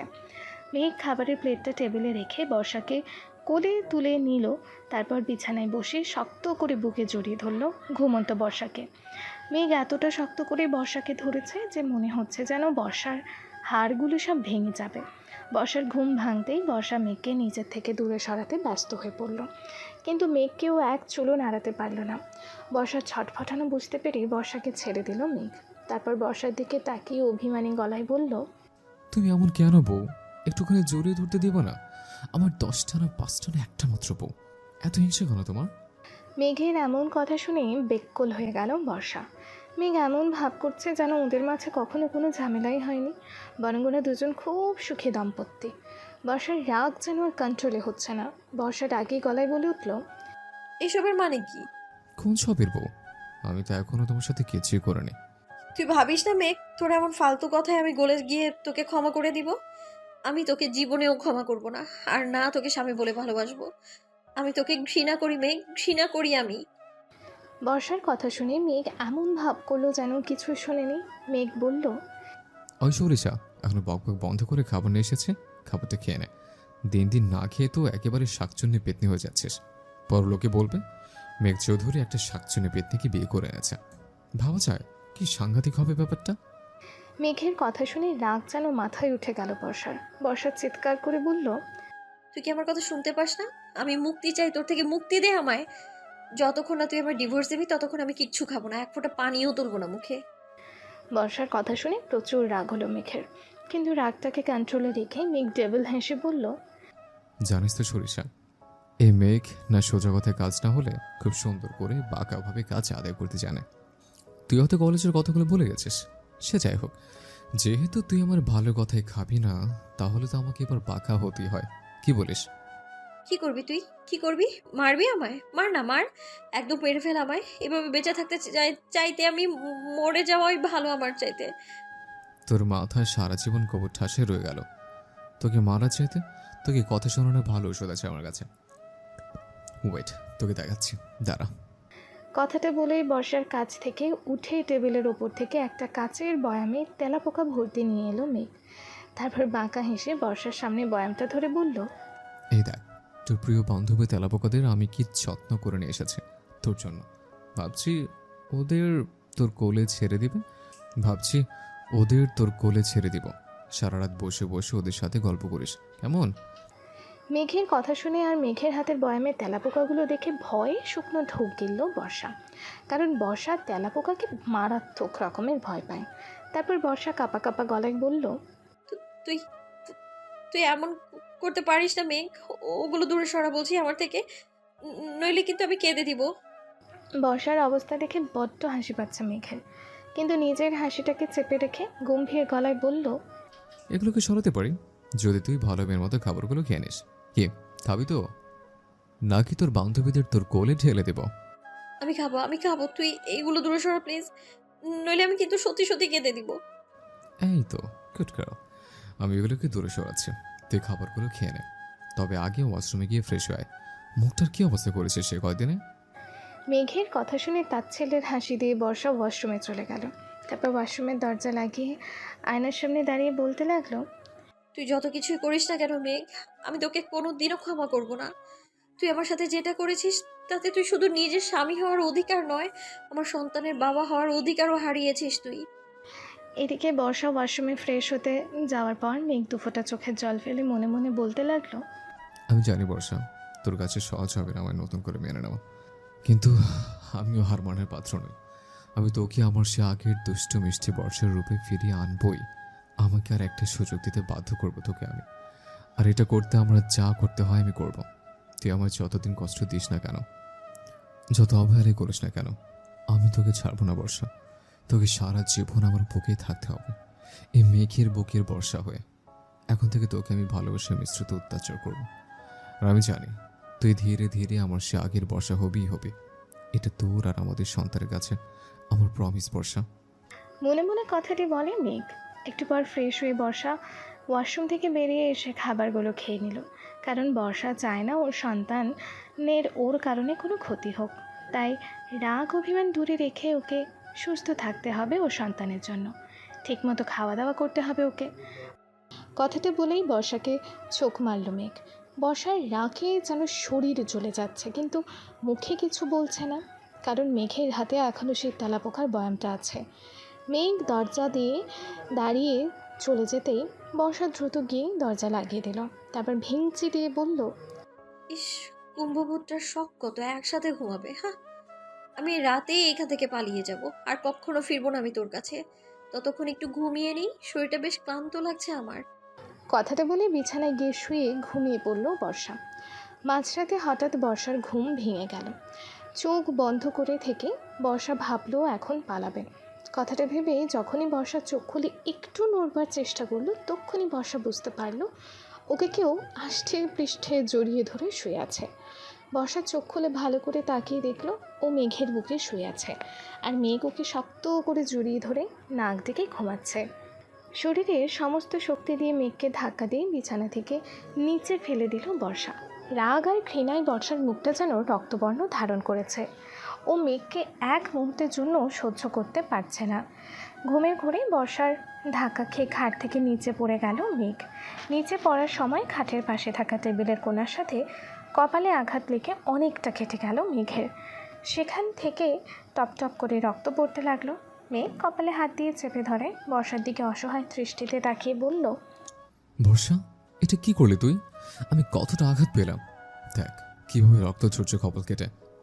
বর্ষা উঠে বসে মেঘের কথা শুনে একবার মেঘের দিকে তাকিয়ে চোখ সরিয়ে নিল, কারণ মেঘের মাথায় রক্ত দেখলে বর্ষার মেঘকে ঘৃণা করতে পারবে না। যতই হোক একসময় তো মেঘকে ভালোবেসেছে ও, আর ভালোবাসার মানুষকে যে কষ্ট দেওয়া যায় না, অন্তত মেয়েরা পারে না কষ্ট দিতে। যদিও সবাই এক নয়। বর্ষা অন্যদিকে তাকিয়ে রাগী গলায় বলল, তো সাহস কি করে হয় আমার জড়িয়ে ধরে ঘুমানোর? তোকে আমি বলেছি না আমি তোকে ঘৃণা করি, তোর স্পর্শকেও ঘৃণা করি আমি। তুই আমার রুমে ঢুকলে কি করে? আমি তো দরজা লাগিয়ে ঘুমিয়েছিলাম। বেরিয়ে যা আমার রুম থেকে, বের হ। বর্ষার কথা শুনে মেঘ ছলে ছলে চোখে বর্ষার দিকে তাকিয়ে করুণ গলায় বলল, আমি জানি আমি তোর সাথে অনেক বেশি অন্যায় করে ফেলেছি বর্ষা, কিন্তু আমি তো আমার ভুল বুঝতে পেরে তোর কাছে ক্ষমাও চেয়েছি। আমাকে একটা সুযোগ দেওয়া যায় না বর্ষা? প্লিজ প্লিজ বর্ষা, ক্ষমা করে দে আমায়, আর এইভাবে দূরে সরিয়ে দিস না। ক্ষমা? হ্যাঁ, কোন মুখে ক্ষমা চাইছিস তুই মেঘ? তুই ভুলে গেলেও আমি তো ভুলিনি। তুই শুধু আমাকেই না, আমার পেটের অনাগত নিষ্পাপ বাচ্চাকেও কলঙ্কিত করেছিস। আমি তোকে কোনোদিনও ক্ষমা করবো না মেঘ, কখনো না। তুই বেরো আমার রুম থেকে, এক্ষুনি বের হয়ে যা তুই। বর্ষার কথা শুনে মেঘ কপালের কাটা জায়গাটা হাত দিয়ে চেপে ধরে উঠে দাঁড়ালো। তারপর বর্ষার দিকে তাকিয়ে নরম গলায় বলল, আমি চলে যাচ্ছি বর্ষা, তুই ঘুমিয়ে পড়। এই সময় তোর জেগে থাকাটা ঠিক না। আমার কাছে ডুপ্লিকেট চাবি ছিল, আমি সেটা দিয়েই রুমে এসেছিলাম, আর আসবো না তোকে ডিস্টার্ব করতে। তুই নিশ্চিন্তে ঘুমোতে পারিস। কথাটা বলেই চোখের জল ফেলে রুম থেকে বেরিয়ে গেল মেঘ। বর্ষা মেঘের যাওয়ার পানে তাকিয়ে রইল। বর্ষার চোখ থেকেও পানি ঝরছাও ঝরে। মেঘকে কষ্ট দিয়ে যেন নিজেই কষ্ট পাচ্ছে বর্ষা। বর্ষার রুম থেকে বেরিয়ে মেঘ নিচে চলে গেল। তারপর সোফায় হেলান দিয়ে বসে কান্না করে বলতে লাগলো, আমি জানি বর্ষা, তুই আমার সাথে যা যা করছিস তা তোর মন থেকে নয়। তুই যে আমায় আমার থেকে বেশি ভালোবাসিস, কিন্তু তোরই অবহেলা এই কষ্ট দেওয়া আমার প্রাপ্য ছিল। আমি তোর সাথে যেটা করেছি তার ফল ভোগ করতে হবে আমায়, কিন্তু তোকে আমি ছাড়তে পারবো না। তুই আমার কাছেই থাকবি, তাতে তুই আমার যত খুশি কষ্ট দে আমি মেনে নেব, শুধু তোকে ছেড়ে থাকতে পারবো না। কথাগুলো বলে কাঁদতে কাঁদতে একসময় ঘুমিয়ে পড়ল মেঘ। ওদিকে বর্ষার চোখে ঘুম নাই। বর্ষার চিৎকার করে কাঁদতে ইচ্ছা করছে, কিন্তু আফসোস বর্ষা সেটাও পারছে না। সকালে ওয়াশরুম থেকে ফ্রেশ হয়ে বেরিয়ে একটা হলুদ রঙের শাড়ি পরে নিল বর্ষা।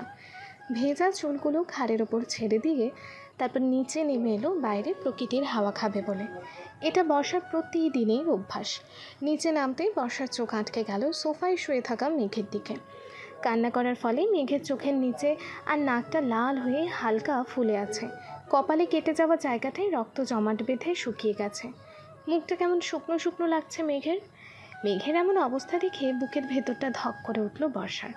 বুকের বাম পাশে চেনচেন ব্যথা অনুভব হতে লাগলো, কিন্তু মুহূর্তেই বর্ষা নিজেকে সামলে নিল। বর্ষা কিছুতে মেঘের ওপর নরম হবে না, আর সুযোগ পেলেই এখান থেকে চলে যাবেও।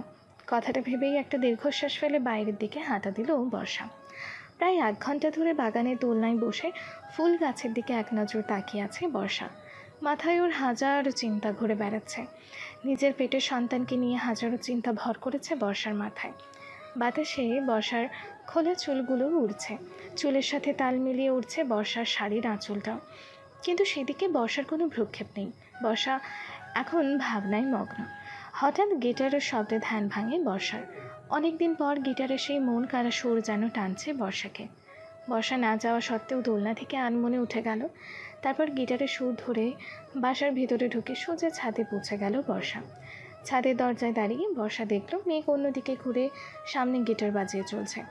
গিটার বাজাতে বাজাতে মেঘ গান ধরল, দূরে কোথাও আছি বসে, হাত দুটো দাও বাড়িয়ে, বিরহ ছুতে চায় মনের দুয়ার, দু চোখ নির্বাক শোনা ছুটে। বাকিটা নিজ দায়িত্বে শুনে নিন। গানটা গাওয়ার সময় বারবার গলাটা ধরে আসছে মেঘের, চোখ দিয়ে গড়িয়ে পড়ছে অঝরে পানি। বর্ষারও পেছনে দাঁড়িয়ে থেকে একই অবস্থা। চোখের পাতা বারবার ভিজে ভারী হয়ে আসছে বর্ষার। ইচ্ছে করছে ছুটে গিয়ে মেঘকে জড়িয়ে ধরে বলতে ও মেঘকে ভালোবাসে, খুব খুব ভালোবাসে। কিন্তু না, বর্ষা এত তাড়াতাড়ি মেঘকে ক্ষমা করবে না। মেঘ যা করেছে তাতে ওকে আরও একটু শাস্তি দেওয়া দরকার, নাইলে যে বর্ষার মনটাও শান্ত হবে না। কথাগুলো ভেবেই চোখের জল মুছে মেঘ দেখার আগেই নিচে নেমে এলো বর্ষা। ওদিকে মেঘ গান গাওয়া শেষ করে গিটারটা জড়িয়ে ধরে হু হু করে বাচ্চাদের মতো কাঁদতে লাগলো। নিজের ভুলের কারণে অনেক বেশি অনুতপ্ত মেঘ। মেঘের ইচ্ছা করছে এই মুহূর্তে সুইসাইড করে মরে যেতে, কিন্তু মেঘ সেটা করতে পারবে না। কেননা মেঘ নিজের সন্তানের বর্ষাকে নিয়ে বাঁচতে চায়, নিজের ভালোবাসা নিয়ে বর্ষাকে জড়িয়ে দিতে চায়। বর্ষার রাগ অভিমান যে করেই হোক ভাঙাতে হবে মেঘকে। মেঘ যখন এসব চিন্তায় ব্যস্ত, তখন হঠাৎ ফোনের শব্দে ধ্যান ফিরল মেঘের। মেঘ চোখ মুছে ফোন হাতে নিয়ে দেখল মেঘের গুপ্তচর, যাদের মেঘ গোপনে শত্রুর খোঁজ করার জন্য রেখেছে, তাদের মধ্যে একজন ফোন করেছে। মেঘ নিজেকে শান্ত করে গম্ভীর গলায় ফোন রিসিভ করে বলল, বলো। স্যার, আমরা তাকে পেয়ে গিয়েছি। যে 1 বছর আগে আপনার আর বর্ষা ম্যাডামের ছবি তুলে কলেজে মিথ্যা কথা রটিয়েছিল। ওই পাশের লোকের কথা শুনে তাতে দাঁত চেপে মেঘ বলল, কি সে? আসলে মানে স্যার, সে আর কেউ নয়, সে আপনার বন্ধু নিলয়। কথাটা শোনার সাথে সাথে যেন মাথাটা ঘুরে উঠল মেঘের। মেঘ অবাক হয়ে বলল, তোমরা ঠিক বলছো তো? ওই লোকটা নিলয়? কিন্তু নিলয় সব কেন করবে? স্যার, আমরা যতটুকু জানতে পেরেছি, নিলয় স্যারের সাথে বর্ষা ম্যাডামের বিয়ের কথা ছিল। হয়তো নিলয় স্যার বর্ষা ম্যাডামকে ভালোবাসতো, আর তাই এমন করেছে। কথাটা শুনে মাথায় যেন রক্ত উঠে গেল মেঘের। মেঘ রাগী গলায় বলে উঠল, তোমরা সবাই মিলে নিলয়কে কিডন্যাপ করে আমার গোডাউনে নিয়ে বেঁধে রেখো, তারপর আমাকে খবর দাও। আর হ্যাঁ, কেউ যেন কিচ্ছু জানতে না পারে। Okay sir. কথাটা বলেই ফোনটা কেটে দিল মেঘ। তারপর ফোনটা হাতের মুঠোয় শক্ত করে ধরে বলল, নিলয়, তুই বড্ড ভুল করে ফেলেছিস। তোকে তো আমি কি করব তা আমি নিজেও জানি না। তোর জন্য আমি আমার বর্ষাকে সন্দেহ করেছি, কত কষ্ট দিয়েছি। এমনকি আমি আমার নিজের সন্তানকে ভুল বুঝে নষ্ট বলেছি। তোকে আমি ছাড়ব না নিলয়।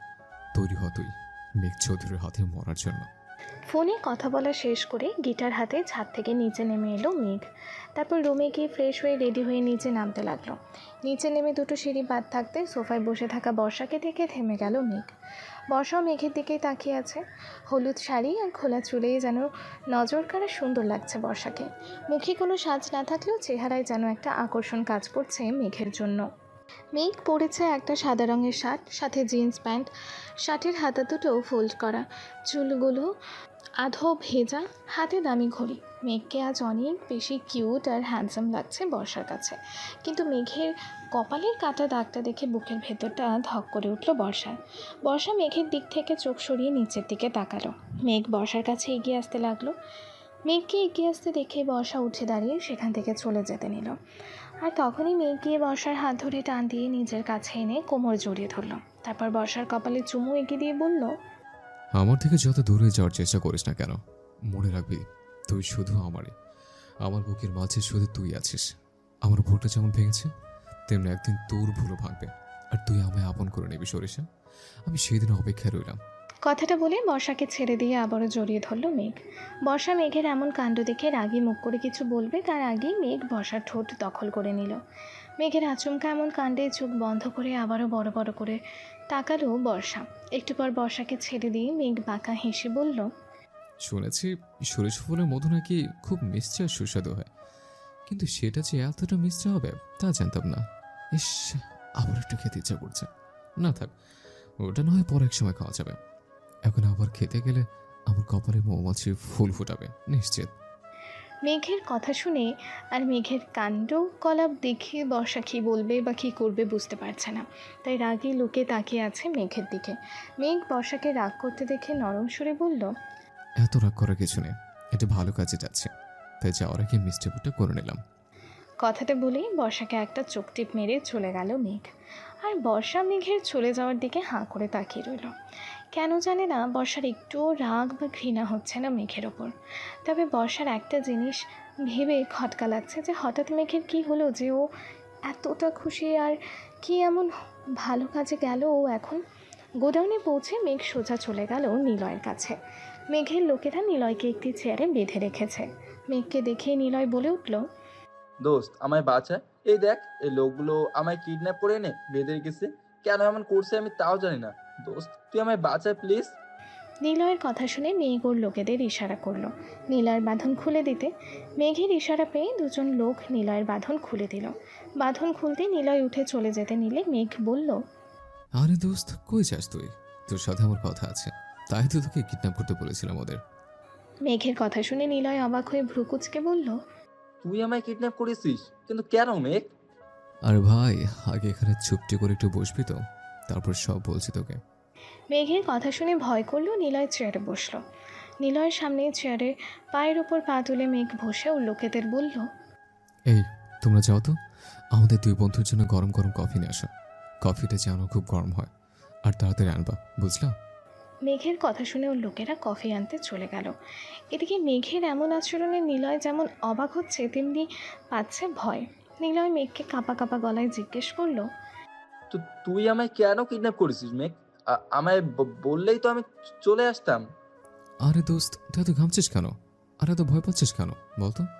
আমি তো তোর সাথে মজা করে তোকে এখানে নিয়ে এসেছি। আচ্ছা বাদ দে এসব, এখন বল তোর পেট দাওয়াত দিচ্ছিস কবে? মেঘের কথা শুনে অজানা ভয়ে শুকনো ঢোক গিলল নিলয়। তারপর জোর করে হাসি দেওয়ার চেষ্টা করে বলল, যখন বিয়ে করব তখন তো তোকে জানাবোই, আর দাওয়া তো দিব। তাই?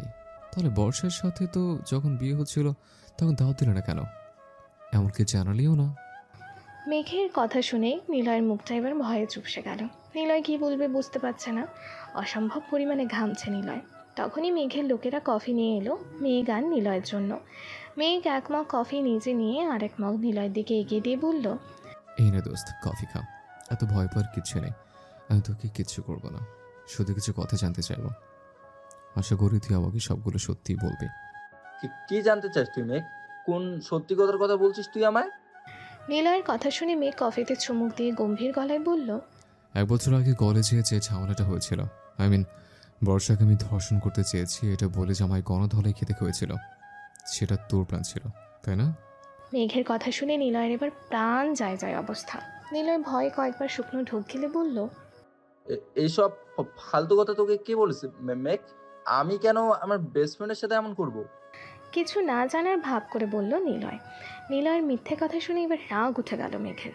মেঘ সামনে থাকা নিলয়ের জন্য রাখা কফির মগটা তুলে সবটুকু কফি নিলয়ের মুখ বরাবর ছুঁড়ে মারল। এতক্ষণে কফির গরম একটু কমে যাওয়ায় নিলয়ের মুখটা পোড়ার বদলে কিছুটা লাল হয়ে গেল। নিলয় চিৎকার করে মুখে হাত দিয়ে বলল, এটা তুই কি করলি মেঘ? আমার মুখটা তো জ্বলে গেল। ইস, সরি রে নিলয়, আমি আসলে খেয়াল করিনি, তুই কিছু মনে করিস না প্লিজ। আচ্ছা বাদ দে, এখন বল, কলেজের ঘটনাটা তুই ঘটিয়েছিলি সেটা আমি জানি, কিন্তু কেন ঘটিয়েছিলি সেটা বল। কেন নিজের বেস্ট ফ্রেন্ডের সাথে এমন করলে? সত্যি কথা না বললে তোর জন্য খুব খারাপ হয়ে যাবে, তাই যা বলবি সত্যি করে বল। মেঘের কথা শুনে নিলয় বুঝতে পারল ওর আর কোনো উপায় নেই। এখন সত্যিটা না বললে মেঘ ওর সাথে যা খুশি করতে পারে। তাই নিলয় বলতে শুরু করলো, হ্যাঁ, আমি সেদিন কলেজে ওই ঘটনাটা ঘটিয়ে বর্ষার নাম দিয়েছিলাম তোর কাছে, কারণ তোর মতো আমিও বর্ষাকে পছন্দ করতাম, ভালোবাসতাম। কিন্তু সেদিন বর্ষা তোর প্রপোজ অ্যাকসেপ্ট করায় আমি খুব রেগে যাই, তোর পর হিংসা হয় আমার। তাই আমি তোদের আলাদা করতে ওই খেলাটা খেলি। তারপর বর্ষাকে আমি বিয়েও করতে গেছিলাম, কিন্তু তুই বর্ষাকে সে আমার থেকে কেড়েই নিলি মেঘ। এতটুকু বলে থামলো নিলয়। নিলয়ের কথা শুনে শান্ত গলায় মেঘ বলল, কাউকে ভালোবাসা পাপ নয়, আর আমি জানি ভালোবাসা মানুষকে পাওয়ার জন্য মানুষ সব কিছুই করে।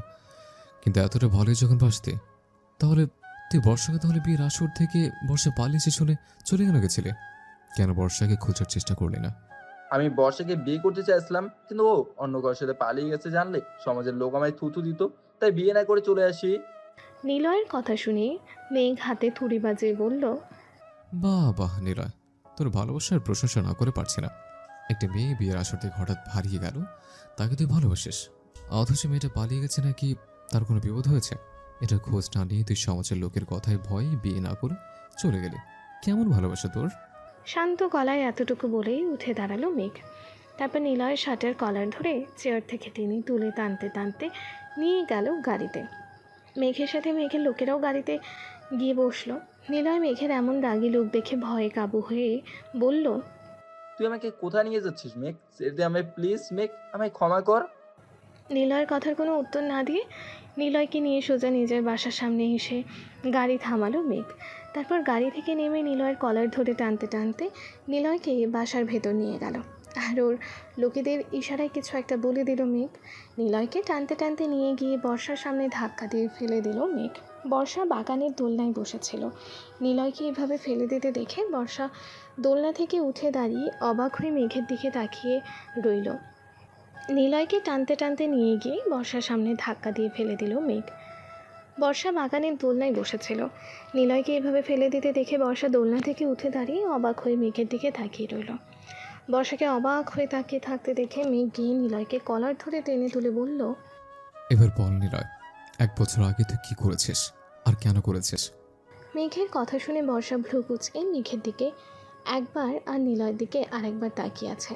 নিলয় আমতা আমতা করে মেঘকে বলল, প্লিজ দোস্ত, ছেড়ে দে না আমায়, আমি তোর কাছে ক্ষমা চাইছি, মাফ করে দে, যেতে দে আমায়। বুঝেছে, তুই সোজা কথায় মানবি না তাই তো? দাঁড়া, তোকে কি করে মানাতে হয় আমি দেখাচ্ছি। কথাটা বলেই মেঘ আশেপাশে কিছু একটা খুঁজতে লাগলো। তারপর বাগানের পাশে একটা বাঁশের টুকরা দেখতে পেয়ে সেটা গিয়ে নিয়ে এসে বলল, এবার বল, তুই এটার বাড়ি খাবি নাকি সত্যিটা বর্ষাকে বলবি? মেঘের কথার আগা মাথা কিছুই বুঝতে পারছে না বর্ষা। তাই বর্ষা মেঘের দিকে তাকিয়ে বলেই ফেলল, কি হয়েছে কি মেঘ, তুই এভাবে নীলয় ভাইয়াকে ভয় দেখাচ্ছিস কেন? আর কি সত্যি বলবেন উনি আমায়? বর্ষার কথার উত্তর না দিয়ে মেঘ নিলয়ের বাহুতে একটা বাড়ি মেরে দিল। তারপর বলল, তুই কি সত্যিটা বলবি নিলয়, নাকি আমি তোকে এটা দিয়ে আদর করে সব সত্যিটা বলাবো? মেঘের হাতে বাঁশের টুকরা দেখে আর ওটার বাড়ি খেয়ে ভয় ঢোক গিলে একে একে সব কিছু বলে দিল বর্ষাকে নিলয়। সব কথা শুনে বর্ষা হাঁ হয়ে তাকিয়ে আছে আর মনে মনে ভাবছে, এই নিলয় নামের আপত্তার জন্যে আজকে ওর আর মেঘের মাঝে এত ভুল বোঝাবুঝি। সব কিছুর মূলে তাহলে এই নিলয়। কথাটা ভাবতেই রাগে বর্ষার মুখটা লাল হয়ে গেল। বর্ষার রাগ বুঝতে পেরে মেঘ নিজের হাতে থাকা বাঁশটা বর্ষার দিকে এগিয়ে দিয়ে বলল, এই নে বর্ষা, তোর মনের রাগ মেটা। আমাদের মাঝে সব ঝামেলার জন্য একমাত্র দায়ী এই নিলয়ের বাচ্চা নিলয়। তুই মার ওকে বর্ষা, মার এটা দিয়ে। মেঘের কথা শুনে শাড়ির আঁচলটা কোমরে বেঁধে মেঘের হাত থেকে বাঁশটা নিয়ে নিলয়কে এলোপাথারি পেটানো শুরু করলো বর্ষা। আর মেঘ নিলয়ের হাত দুটো ধরে রাখলো যেন নিলয় কিছু করতে না পারে। নিলয়কে পেটাচ্ছে আর বলছে বর্ষা, হারামি শয়তান, রাম ছাগল বেটা, কুমির, তোর জন্য আজকে আমার এই অবস্থা। শালা তোকে আজকে আমি মেরেই ফেলবো বেটা হনুমান। আমি ভালোবাসিস তুই তাই না? তোর ভালোবাসা আজকে আমি কেলিয়ে বের করবো। এইসব কথা বকছে আর ইচ্ছা মতো নিলয়কে বাঁশ দিয়ে ধোলাই করছে বর্ষা। এদিকে নিলয় সমানে চিৎকার করে বর্ষাকে থামতে বলছে, মাপ চাইছে। সেদিকে বর্ষার কোনো হেলদোল নেই। বেশ কিছুক্ষণ পেটানোর পর বর্ষা ক্লান্ত হয়ে বাঁশটা ফেলে দোলনায় গিয়ে বসে পড়ল। তারপর বলল, দাঁড়া বেটা, হাতির হবু জামাই অ্যানাকোন্ডা, একটু জিরিয়ে নিই, তারপর তোরে আবার ধোলাই করবো আমি। এদিকে নিলয়ের হাল বেহাল, বেচারা মাটিতে বসে পড়েছে আর মেঘ পাশে দাঁড়িয়ে মুচকি মুচকি হাসছে। মেঘের আগে থেকেই ধারণা আছে বর্ষার রাগ সম্পর্কে। কলেজে পড়াকালীন একটা বখাটে ছেলে বর্ষাকে দেখে শীষ বাজিয়ে বাজে কথা বলায় বর্ষা আচ্ছা মতো ধোলাই দিয়েছিল ছেলেটাকে। আর ছেলেটা কিছু বলতে পারেনি, কারণ বর্ষার সাথে মেঘ ছিল। তাই ইচ্ছা করেই নিলয়কে নিজে না মেরে বর্ষার কাছে নিয়ে এসেছে মেঘ। একটু পর মেঘের লোকেরা পুলিশ নিয়ে এলো মেঘের বাসায়। মেঘ নিলয়কে পুলিশের হাতে তুলে দিয়ে কিছু টাকা দিয়ে নিলয়ের কঠোর শাস্তি দেওয়ার কথা বলে দিল। সাথে মানহানি আর ইফটিজিং করার মামলা করলো। পুলিশ নিলয়কে নিয়ে চলে গেল। নিলয়কে নিয়ে পুলিশ চলে গেলে মেঘ এসে বর্ষার পাশে দোলনায় বসে বলল, অনেকদিন পর খুব ভালো একটা বিনোদন পেলাম। তোর সেই টাকিনি রূপটা আবার দেখতে পেলাম। ইস, রাগলে তোকে যে দারুণ লাগে রে সরিষা। মেঘের কথা শুনে মেঘের দিকে মুচকি হেসে তাকালো বর্ষা। তারপর দাঁতে দাঁত চেপে বলল, আমার ডাকিনী রূপটা সত্যিই অনেক সুন্দর, তাই না রে কুম্ভভূত? কিন্তু বিনোদনটা তো এখনো শেষ হয়নি, তবে এবার হবে। বর্ষার কথা শুনে ভ্রুকুচকে তাকিয়ে মেঘ বলল, নীলয়কে পুলিশে নিয়ে গেল, তাহলে আর বিনোদন কি করে হবে? দাঁড়া, দেখাচ্ছি কি করে হবে। কথাটা বলেই সেই বাঁশটা আবারও হাতে তুলে নিল বর্ষা। তারপর মেঘের দিকে এগিয়ে এসে মেঘকে মারতে মারতে বলতে লাগলো, বেটা কুম্ভভূত, রাক্ষস, খোপকোষ, বান্দর, হনুমান, কুমড়ো পটাশ, তুই ভালো করে খোঁজ না নিয়ে অনেক কষ্ট দিয়েছিস আমায়। আজকে তোকে হাড়ে হাড়ে বোঝাবো সন্দেহ করার মজা কাকে বলে। দাঁড়া বলছি, দাঁড়া। কোথায় পালাচ্ছিস তুই? হ্যাঁ বেটা ডাইনোসর। কথাগুলো বলছে আর মেঘের পিছু পিছু হাঁটতে হাঁটতে মেঘকে মারছে বর্ষা। বর্ষার হাতে মার খেয়ে মেঘ সমানে পিছাচ্ছে আর বলছে, আমার ভুল হয়ে গেছে বর্ষা, প্লিজ এবারের মতো মাফ কর। উফ, আমার লাগছে তো। আউচ, ছেড়ে দিন আমায় প্লিজ বর্ষা, আমি না তোর স্বামী। কথাগুলো বলে পেছাতে পেছাতে সুইমিং পুলের কাছে গিয়ে ধপাত করে সুইমিং পুলে পা পিছলে পড়ে গেল মেঘ। মেঘকে পানিতে পড়তে দেখে বর্ষা হাসতে হাসতে বলল, বেশ হয়েছে, ভালো হয়েছে, এবার থাক তুই পানিতে। আমি তোকে একটু উপরে আসতে দিব না। উপরে উঠতে নিলে এটার মায়ের খাবি তুই। বর্ষার কথা শুনে মেঘ একবার পানিতে ডুবছে তো আরেকবার উঠছে, এমন করছে আর বলছে, বর্ষা আমি বাঁচা, আমি সাঁতার জানি না, আমি ডুবে যাচ্ছি, বাঁচা আমায়। মেঘের এমন অবস্থা দেখে বর্ষার হাত থেকে বাঁশের টুকরাটা পড়ে গেল। বর্ষা এতক্ষণ লেগে থাকলেও এখন সব রাগ চলে গিয়ে ভয় বাসা বাঁধল বর্ষার মনে। মেঘকে ডুবে যেতে দেখে বর্ষা কিছু না ভেবেই সুইমিং পুলে ঝাঁপ দিল। কিন্তু সুইমিং পুলে ঝাঁপ দেওয়ার পর মেঘকে কী বাঁচাবে, উল্টো বর্ষায় ডুবে যেতে লাগলো, কারণ বর্ষা তো সাঁতারই জানে না। বর্ষাকে ডুবে যেতে দেখে মেঘ দ্রুত সাঁতার কেটে বর্ষাকে পাড়ে তুলে কোলের করে ওপরে উঠিয়ে আনলো। ততক্ষণে বর্ষা বেশ কয়েক ঢোক পানি খেয়েছে, তবে বর্ষার এখনও সেন্স আছে। সুইমিং পুল থেকে উপরে উঠে মেঘ উত্তেজিত কণ্ঠে জিজ্ঞেস করলো, তোর কিছু হয়নি তো বর্ষা? তুই ঠিক আছিস তো? তুই কেন লাভ দিতে গেলি? তোকে সাঁতার জানিস না এটা জেনো? কি দরকার ছিল তোর জলে লাভ দেওয়ার? কথাগুলো বলতে মেঘের চোখ বেয়ে কয়েক ফোঁটা পানি গড়িয়ে পড়ল। বর্ষা কাঁচতে কাঁচতে উঠে বসে মেঘের দিকে তাকিয়ে বলল, তুই ডুবে যাচ্ছিলি তাই তো আমি ঝাঁপ দিলাম, কিন্তু তুই আমার মিথ্যে কেন বললি? তুই যে সাঁতার জানিস না, এটা মিথ্যে ছিল। আমি তো তোর মায়ের হাত থেকে বাঁচার জন্য মজা করে বলেছে। আমি কি জানতাম আমার মজা করাটাকে তুই সিরিয়াসলি নিয়ে লাভ দিবি? তুই কি সারা জীবন মাথা মরে থেকে যাবি বর্ষা? তোর কি একবারও মনে হলো না যে আমি সাঁতার না জানলে আমার বাড়ি থেকে সুইমিং পুল থাকতো? মেঘের কথা শুনে মাথা নিচু করে বর্ষা বলল, আমি তখন এতটা ভাবিনি, আমার শুধু মনে হয়েছে তুই ডুবে যাচ্ছিস, তোকে বাঁচাতে হবে আমার, সেটা যে কোনো কিছুর মূল্যেই হোক না কেন। তখন আমি ভুলে গিয়েছিলাম আমি সাঁতার জানি না। বর্ষার কথা শুনে মেঘ বর্ষার কাছে বসে নরম সুরে বলল, আমার কিছু হলে তোর কি বর্ষা? আমি না তোকে সন্দেহ করে কত কষ্ট দিয়েছি, কত বাজে কথা বলেছি, তবু আমায় ডুবে যেতে দেখে তুই কেন আমায় বাঁচাতে গেলি? নিজের জীবনের কথা না ভেবে আমি মরলে তোর তাতে কি? মেঘের কথা শুনে বর্ষা কোনো উত্তর না দিয়ে উঠে দাঁড়ালো। তারপর নিজের দিকে তাকিয়ে আবারও গুটি গুটি মেরে বসে গেল বর্ষা, কারণ বর্ষার গায়ে হলুদ রঙের সাথে শাড়িটা পানিতে ভিজে একদম লেপ্টে গেছে বর্ষার শরীরের সাথে। বর্ষার ব্যাপারটা বুঝতে পেরে বর্ষাকে কোলে তুলে নিল মেঘ। তারপর ওকে কোলে নিয়ে সোজা চলে গেল নিজ রুমে। রুমে গিয়ে ওয়াশরুমের সামনে বর্ষাকে নামিয়ে দিল মেঘ। তারপর অন্যদিকে ঘুরে দাঁড়িয়ে বলল, তুই ফ্রেশ হয়ে তাড়াতাড়ি কাপড় পাল্টে নে, নইলে অসুস্থ হয়ে পড়বি। আমি অন্য ওয়াশরুম থেকে ফ্রেশ আসছি। কথাটা বলেই রুম থেকে বেরিয়ে গেল মেঘ। বর্ষা মেঘের চলে যাওয়ার দিকে তাকিয়ে রইল। তারপর আলমারি থেকে কাপড় নিয়ে ওয়াশরুমে চলে গেল ফ্রেশ হতে। বিকালে একা একা ছাদে দাঁড়িয়ে আছে বর্ষা। আজ অনেক দিন পর নিজেকে কেমন মুক্ত পাখির মতো মনে হচ্ছে বর্ষার। মনের মাঝে অজানা একটা ভালো লাগা কাজ করছে বর্ষার। খুব সুন্দর বাতাস বইছে চারিদিকে। বাতাসে বর্ষার খোলা চুলগুলো উড়ছে, সাথে উড়ছে বর্ষার ওড়নার আঁচলটাও। আনমনে নীল আকাশের দিকে তাকিয়ে আছে বর্ষা। তখনই বর্ষার পাশে এসে দাঁড়ালো মেঘ। মেঘের দৃষ্টিও আকাশের দিকে। বেশ কিছুক্ষণ সব কিছু নীরবতা ভরা রইল। হঠাৎ নীরবতা ভেঙে মেঘ আকাশের দিকে তাকিয়ে থেকেই বলে উঠল, আমি কারেক্টে সুযোগ দেওয়া যায় না বর্ষা? শেষবারের মতো আরেকটা বার কি আমায় ক্ষমা করে আপন করে নেওয়া যায় না? বল, আমি যে আর পারছি না তোর থেকে দূরে থাকতে। তোকে যতটা কষ্ট দিয়েছি তার চাইতে অনেক বেশি অনুতপ্ত হয়েছে আমি। প্লিজ বর্ষা, আরেকটি বার ক্ষমা করে দে না আমায়। মেঘের কথা শুনে কোনো উত্তর না দিয়ে সেখান থেকে চলে যেতে নিল বর্ষা। তখনই খপ করে বর্ষার হাতটা ধরে ফেলল মেঘ। তারপর বর্ষার সামনে হাঁটু গেড়ে বসে বর্ষাকে নিজের দিকে ঘুরিয়ে বর্ষার হাতের মধ্যে একটা ধারালো ছুরি দিয়ে বলতে লাগলো, তুই যদি আমায় এখনো ক্ষমা না করিস তাহলে ছুরিটা দিয়ে আমায় এখানে শেষ করে দে। আমি আর পারছি না এভাবে বেঁচে থাকতে।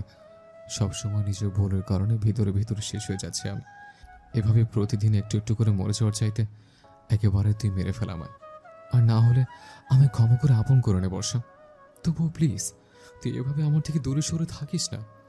মেঘের কথা শুনে রাগে বর্ষার চোখ মুখ লাল বর্ণ ধারণ করলো। বর্ষার হাতে ছুরিটাকে শক্ত করে ধরে উপরের দিকে তুলে ধরলো। তারপর বলল, আজকে বর্ষার শ্বশুর মশাই দেশে ফিরবেন। সকাল থেকেই বর্ষা কাজে লেগে পড়েছে শ্বশুরকে আপ্যায়নের জন্য। কিন্তু বর্ষা ঠিকমতো কাজই করতে পারছে না, কারণ মেঘ ওকে বিরক্ত করে জ্বালিয়ে মারছে। বর্ষা ওর শ্বশুর মশাইয়ের জন্য নিজ হাতে সব রান্না করেছে। বর্ষা এখন প্রায় সব রান্না রপ্ত করে ফেলেছে, তাই শ্বশুরকে খাওয়াবে বলে নিজ হাতে রান্না করছে সে। আর এদিকে মেঘ এসে বর্ষাকে বিরক্ত করেই চলেছে। একবার বর্ষার পিঠে শ্বশুরি দিচ্ছে, তো একবার কানে শ্বশুরি দিচ্ছে, আবার পেছন থেকে জড়িয়ে ধরে ঘাড়ে নাক ঘষছে। বর্ষা প্রচুর অস্বস্তি হচ্ছে কাজ করতে। বর্ষা বারবার মেঘকে মানা করার পরও মেঘ শুনছে না। তখন বর্ষা ময়দা রাখার কাউন্টার নিয়ে সুযোগ বুঝে মেঘের মাথার উপর ঢেলে দিল। মাথায় ময়দা পড়ার কারণে মেঘের সারা শরীর ময়দা দিয়ে একাকার অবস্থা। মেঘকে দেখতে এখন পুরো একটা জোকার লাগছে, যাকে বলে একদম সাদা জোকার। মেঘের দিকে তাকিয়ে বর্ষা হাসতে হাসতে শেষ। আর মেঘ বেচারা হাঁ করে তাকিয়ে আছে বাচ্চাদের মতো ঠোঁট উল্টে বর্ষার হাসি দেখছে।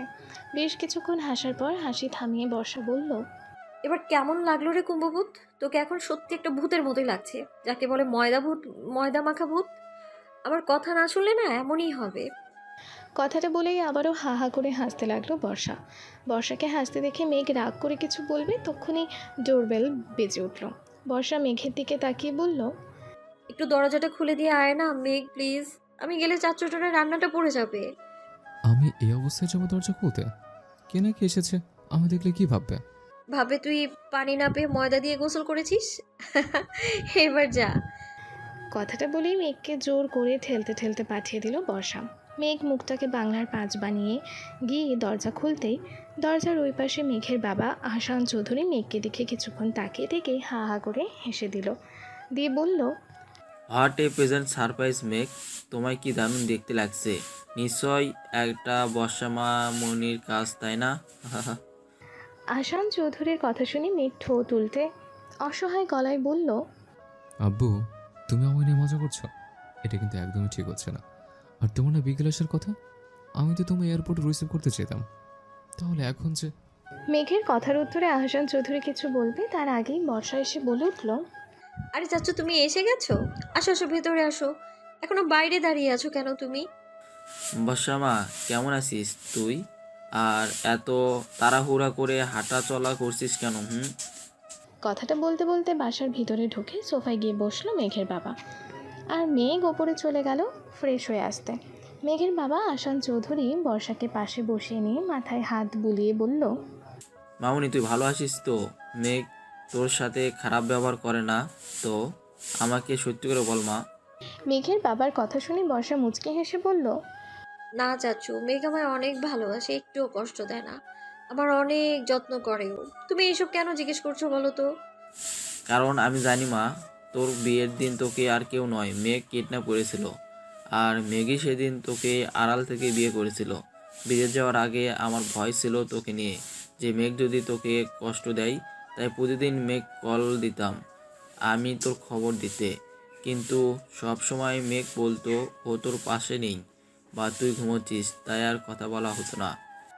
তুমি একদম চিন্তা করো না চাচু, মেঘ আমায় একটুও কষ্ট দেয়নি, বরং সব সময় খেয়াল রেখেছে আমার। ও শুধু আমার স্বামীই নয়, বরং আমার বন্ধু। এমন ভাগ্য কয়জনের হয় বলো চাচু, যে স্বামী নিজের বন্ধুর মতো হয়? বর্ষার কথা শুনে আহসান চৌধুরী বর্ষার মাথায় হাত বুলিয়ে বললেন, দেখেছিস মা, তুই অনেক সুখী হবি। আমার দোয়া সব সময় তোর সাথে থাকবে। তবে আমি কিন্তু তোর ওপর একটু রেগে আছি। মা, তুমি আবার রেগে আছো কেন চাচু? আমি আবার কি করলাম? আমার অপরাধটা কি বলো? এই যে তুই আমায় এখনো চাচ্চু বলে ডাকিস। আরে আমি চাচ্চুর পর এখন তোর শ্বশুর মশাই, তাই আমায় তুই আব্বু বলে ডাকি, বুঝলি মামুনি? আহসান চৌধুরীর কথা শুনে মুচকি হাসল বর্ষা। তারপর বলল, ওকে আমার আব্বু জান, তাই হবে। তারপর দুজনেই হেসে দিল। বিদেশ থেকে আসার সময় আহসান চৌধুরী অনেকগুলো খেলনা আর ছোট ছোট জামা কাপড় নিয়ে এসেছেন তার হবু নাতি বা নাতনির জন্য। আহসান চৌধুরীকে দেখেই বোঝা যাচ্ছে তিনি কতটা খুশি। বিকেলে ছাদে দাঁড়িয়ে আছে বর্ষা। বর্ষা একটা কলাপাতা রঙের শাড়ি পরেছে, সাথে হাতে ম্যাচিং চুড়ি, কানে ছোট্ট দুটো ঝুমকো, গলায় সোনার লকেটওয়ালা চিকন চেন, চোখে গাঢ় কাজল, ঠোঁটে হালকা লিপস্টিক। চুলগুলো আর শাড়ির আঁচলটা বাতাসে উঠছে আপন মনে। সেদিকে বর্ষার কোনো নজর নেই। বর্ষা আনমনে তাকিয়ে আছে আকাশের দিকে।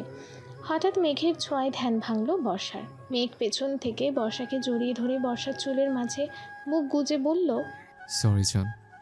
মেঘের কথা শুনে অবাক হয়ে মেঘের দিকে ফিরে তাকালো বর্ষা। তারপর ভ্রু কুঁচকে জিজ্ঞেস করলো, সরি কেন বলছিস মেঘ? আব্বুর সাথে যে তুই কথাগুলো বলছিলে, আমি আড়াল থেকে সব শুনেছি। আমি তোকে এতটা কষ্ট দেওয়ার পরেও তুই আমার বিষয়ে আব্বুকে কিছু বলিস না, বরং সবসময় আমার সম্পর্কে ভালো বলে গেলে। সত্যি আমি অনেক বেশি অনুতপ্ত নিজের ভুলের জন্য। নিজেকে বড় বেশি অপরাধী মনে হচ্ছে আজ। মেঘের কথা শুনে মুচকি হেসে মেঘের গলা জড়িয়ে ধরল বর্ষা। তারপর মেঘের নাকের সাথে নাক ঘষে মেঘের গালে ছোট্ট করে একটা চুমু এঁকে দিয়ে বলল, তুই আমার স্বামী মেঘ। তোকে অন্যের সামনে ছোট করা মানে নিজেকে ছোট করা। তোকে কারোর সামনে খারাপ প্রমাণ করা মানে তো নিজের সম্মান নষ্ট করা। আর তাছাড়া তুই নিজের ভুল বুঝতে পেরে অনুতপ্ত হয়েছিস। আমার আর তোর উপর কোনো রাগ নেই, কোনো অভিযোগও নেই। আমি শুধু তোর এই জীবনের সাথী নই, আমি তোর অর্ধাঙ্গিনী, তোর স্ত্রী। মৃত্যুর পরেও আমি তোকেই চাই। ভালোবাসি তোকে, আমি অনেক ভালোবাসি। তুই আমার ছোট্ট সোনামণির বাবা। তোকে অন্যের সামনে নিচু করলে যে আমার সন্তানের সামনে আমি দাঁড়াতে পারবো না। আমাদের একটা অনেক সুখী পরিবার হবে, দেখিনিস তুই? তাই অতীতের কথা ভেবে আর কষ্ট না পেয়ে বর্তমানকে নিয়ে ভাববে। বর্ষার কথা শুনে হাঁটু গেড়ে নিচে বসে পড়ল মেঘ। তারপর বর্ষার কোমর জড়িয়ে ধরে 2 ফোঁটা চোখের জল ফেলে বলল, আমি সত্যি অনেক ভাগ্যবান, তাই তোর মতো একজন জীবনসাথী পেয়েছে। আমি তোকে আর কোনো দিন কষ্ট পেতে দিব না। সারা জীবন আমার এই বুকের সাথে ভালোবাসা দিয়ে আমি আগলে রাখবো তোকে। আমার ভালোবাসায় রাঙিয়ে দিব আমি তোর জীবন। কষ্টের ছায়া কখনো আমি পড়তে দিব না তোর জীবনে। সবচাইতে সেরা স্বামী হয়ে আমি তোকে দেখিয়ে দেব। এটা আমার প্রমিস বর্ষা, আমার প্রমিস এটা। মেঘের কথা শুনে বর্ষা হেসে দিয়ে মেঘকে দাঁড়াতে বলে বলল, ছি ছি ছি মেঘ, তুই তো দেখছি আমার আর আমার ছেলের মাথায় একদম নিচু করে দিলি। এত বড় একটা ঢিঙ্গি ছুলে হয়ে এমন ছাগলের মতো ভ্যাবে করে কাচ্ছিস। আমার ছেলে তো পেটের ভেতর থেকে বলছে ওর বাবা একটা ছাগল, তাই ছাগলের মতো কাচ্ছে। বর্ষার কথা শুনে মুচকি হেসে বর্ষাকে শক্ত করে বুকের মাঝে জড়িয়ে ধরল মেঘ।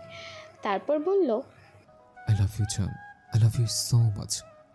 অপারেশন থিয়েটারের বাইরে বসে আছে মেঘ, আহসান চৌধুরী আর বর্ষার বাবা মা। সবার চোখে পানি। সবাই আল্লাহর কাছে দোয়া করে চলেছে বর্ষা আর ওর বাচ্চার সুস্থতার জন্য, কারণ একটু আগে বর্ষাকে অপারেশন থিয়েটারে নিয়ে যাওয়া হয়েছে। বর্ষার বেবি হওয়ার পেইন হয়নি, কিন্তু হঠাৎ করে খিঁচুনি উঠেছিল বর্ষার। ডাক্তার জানিয়েছেন বর্ষার অবস্থা খুব একটা ভালো নয়। মেঘ প্রায় পাগল হয়ে গেছে বর্ষার জন্য। পাগলের মতন বসে বসে কান্না করছে ও, আর দেওয়ালে বারবার হাত দিয়ে আঘাত করছে। হাতে বেশ কিছু জায়গায় ছিলে গেছে মেঘের। প্রায় 2 ঘন্টা অপারেশনের পর বাচ্চার কান্নার আওয়াজ ভেসে এলো অপারেশন থিয়েটার থেকে। সকলের মুখে হাসি ফুটে উঠলেও মেঘ এখনও শান্ত হতে পারেনি। মেঘের চিন্তা বর্ষা ঠিক আছে কিনা। একটু পর কাপড় নিয়ে মোড়ানো ছোট্ট রাজকন্যাকে কোলে নিয়ে অপারেশন থিয়েটার থেকে বেরিয়ে এলো একজন নার্স। তারপর বলল, বর্ষা চৌধুরীর স্বামী কি এখানে? সবাই মেঘকে দেখিয়ে দিল। নার্সটা বাচ্চাটাকে নিয়ে মেঘের কাছে এগিয়ে গিয়ে বলল, স্যার, এই নিন আপনার মেয়ে। দেখুন কি মিষ্টি দেখতে হয়েছে ওকে। নার্সের কথায় গুরুত্ব না দিয়ে বাচ্চাকে কোলে না নিয়ে মেঘ উত্তেজিত হয়ে বলে উঠল, বর্ষা কেমন আছে সিস্টার? আমার ওয়াইফ, আমার স্ত্রী বর্ষা, ও সুস্থ আছে তো? মেঘের কথা শুনে অবাক হয়ে গেল নার্স। কেননা মেঘ এখনও একবারের জন্য নিজের মেয়ের দিকে তাকায়নি, বরং ওর নজর এখনও অপারেশন থিয়েটারের দিকে, আর ও মেয়ের বদলে স্ত্রীকে নিয়ে ভাবছে। নার্সটা কিছুক্ষণ অবাক চোখে তাকিয়ে থেকে মুচকি হেসে বলল, স্যার, আপনার ওয়াইফ একদম সুস্থ আছে। ওনাকে একটু পরে বেডে দেয়া হবে, তখন দেখা করতে পারবেন। এবার তো অন্তত নিজের রাজকন্যার কথা ভাবুন। দেখুন আপনার মেয়ে কি মিষ্টি দেখতে হয়েছে। নার্সের কথা শুনে যেন দেহে প্রাণ ফিরে পেল মেঘ। নার্সের কোল থেকে মেয়েকে কোলে নিয়ে মন ভরে দেখে কপালে চুমু এঁকে দিল। সবাই মেয়েকে কোলে নিয়ে আদর করতে লাগলো। একটু পর বর্ষাকে বেডে দেওয়া হলে মেয়েকে শাশুড়ির কোলে দিয়ে বর্ষার কাছে চলে গেল। বর্ষা চোখ বন্ধ করে বেডে শুয়ে আছে। মেঘ গিয়ে বর্ষার কপালে চুমু দিয়ে বর্ষার হাত নিজের দুই হাতে মুষ্টিবদ্ধ করে ধরে হাতে চুমু দিয়ে বলল, কতটা ভয় পেয়েছিলাম জানিস তুই? কেন এমন করছিস? হ্যাঁ, কেন বুঝিস না? তোর কিছু হলে আমার নিঃশ্বাস থেমে যাবে, শেষ হয়ে যাব আমি। তোকে ছাড়া নিজেকে চিন্তা করতেও কষ্ট হয় আমার। মেঘের কথা শুনে বর্ষা চোখ খুলে মুচকি হেসে জোর করে বলল, আরে পাগল, আমার কিছু হয়নি, তুই দেখ আমি একদম সুস্থ। আমার মেয়ে কোথায়? নিয়ে আয় ওকে, কোলে নিব আমি ওকে। তারপর বর্ষার মা বর্ষার মেয়েকে কোলে নিয়ে কেবিনে ঢুকলো। বর্ষা মেয়েকে দেখে মন ভরালো। এ যেন এক দারুণ অনুভূতি, প্রথমবার মা হওয়ার অনুভূতি, যে অনুভূতিটা শুধু একজন মাই বুঝতে পারে। 3 বছর পর মেঘ আর বর্ষার একমাত্র রাজকন্যা বৃষ্টিমণি, সকলের চোখের মণি সে। যেমন মিষ্টি দেখতে, তেমনি দুষ্টু আর জেদি, তবে খুব বেশি আদরে মেয়ে বৃষ্টি। বর্ষার পরিবারটা আজ সুখে পরিপূর্ণ। মেঘের বাবা আসান চৌধুরী নিজের বিজনেস থেকে অবসর নিয়েছেন, আর বিজনেসের সকল দায়িত্ব এখন মেঘের ঘাড়ে। মেঘ খুব দায়িত্ব নিষ্ঠার সাথে বিজনেস সামাল দিচ্ছে। ওদের জীবনটা আজ ভালোবাসা আর সুখে পরিপূর্ণতা পেয়েছে। এভাবেই ভালো থাক সকল পবিত্র ভালোবাসার মানুষের জীবন। সন্দেহ নয়, বিশ্বাসে ভরে থাক চারিদিক। রাগ বা অভিমান দিয়ে নয়, ভালোবাসা দিয়ে জয় করুক সবাই ভালোবাসার মানুষের ভালোবাসা।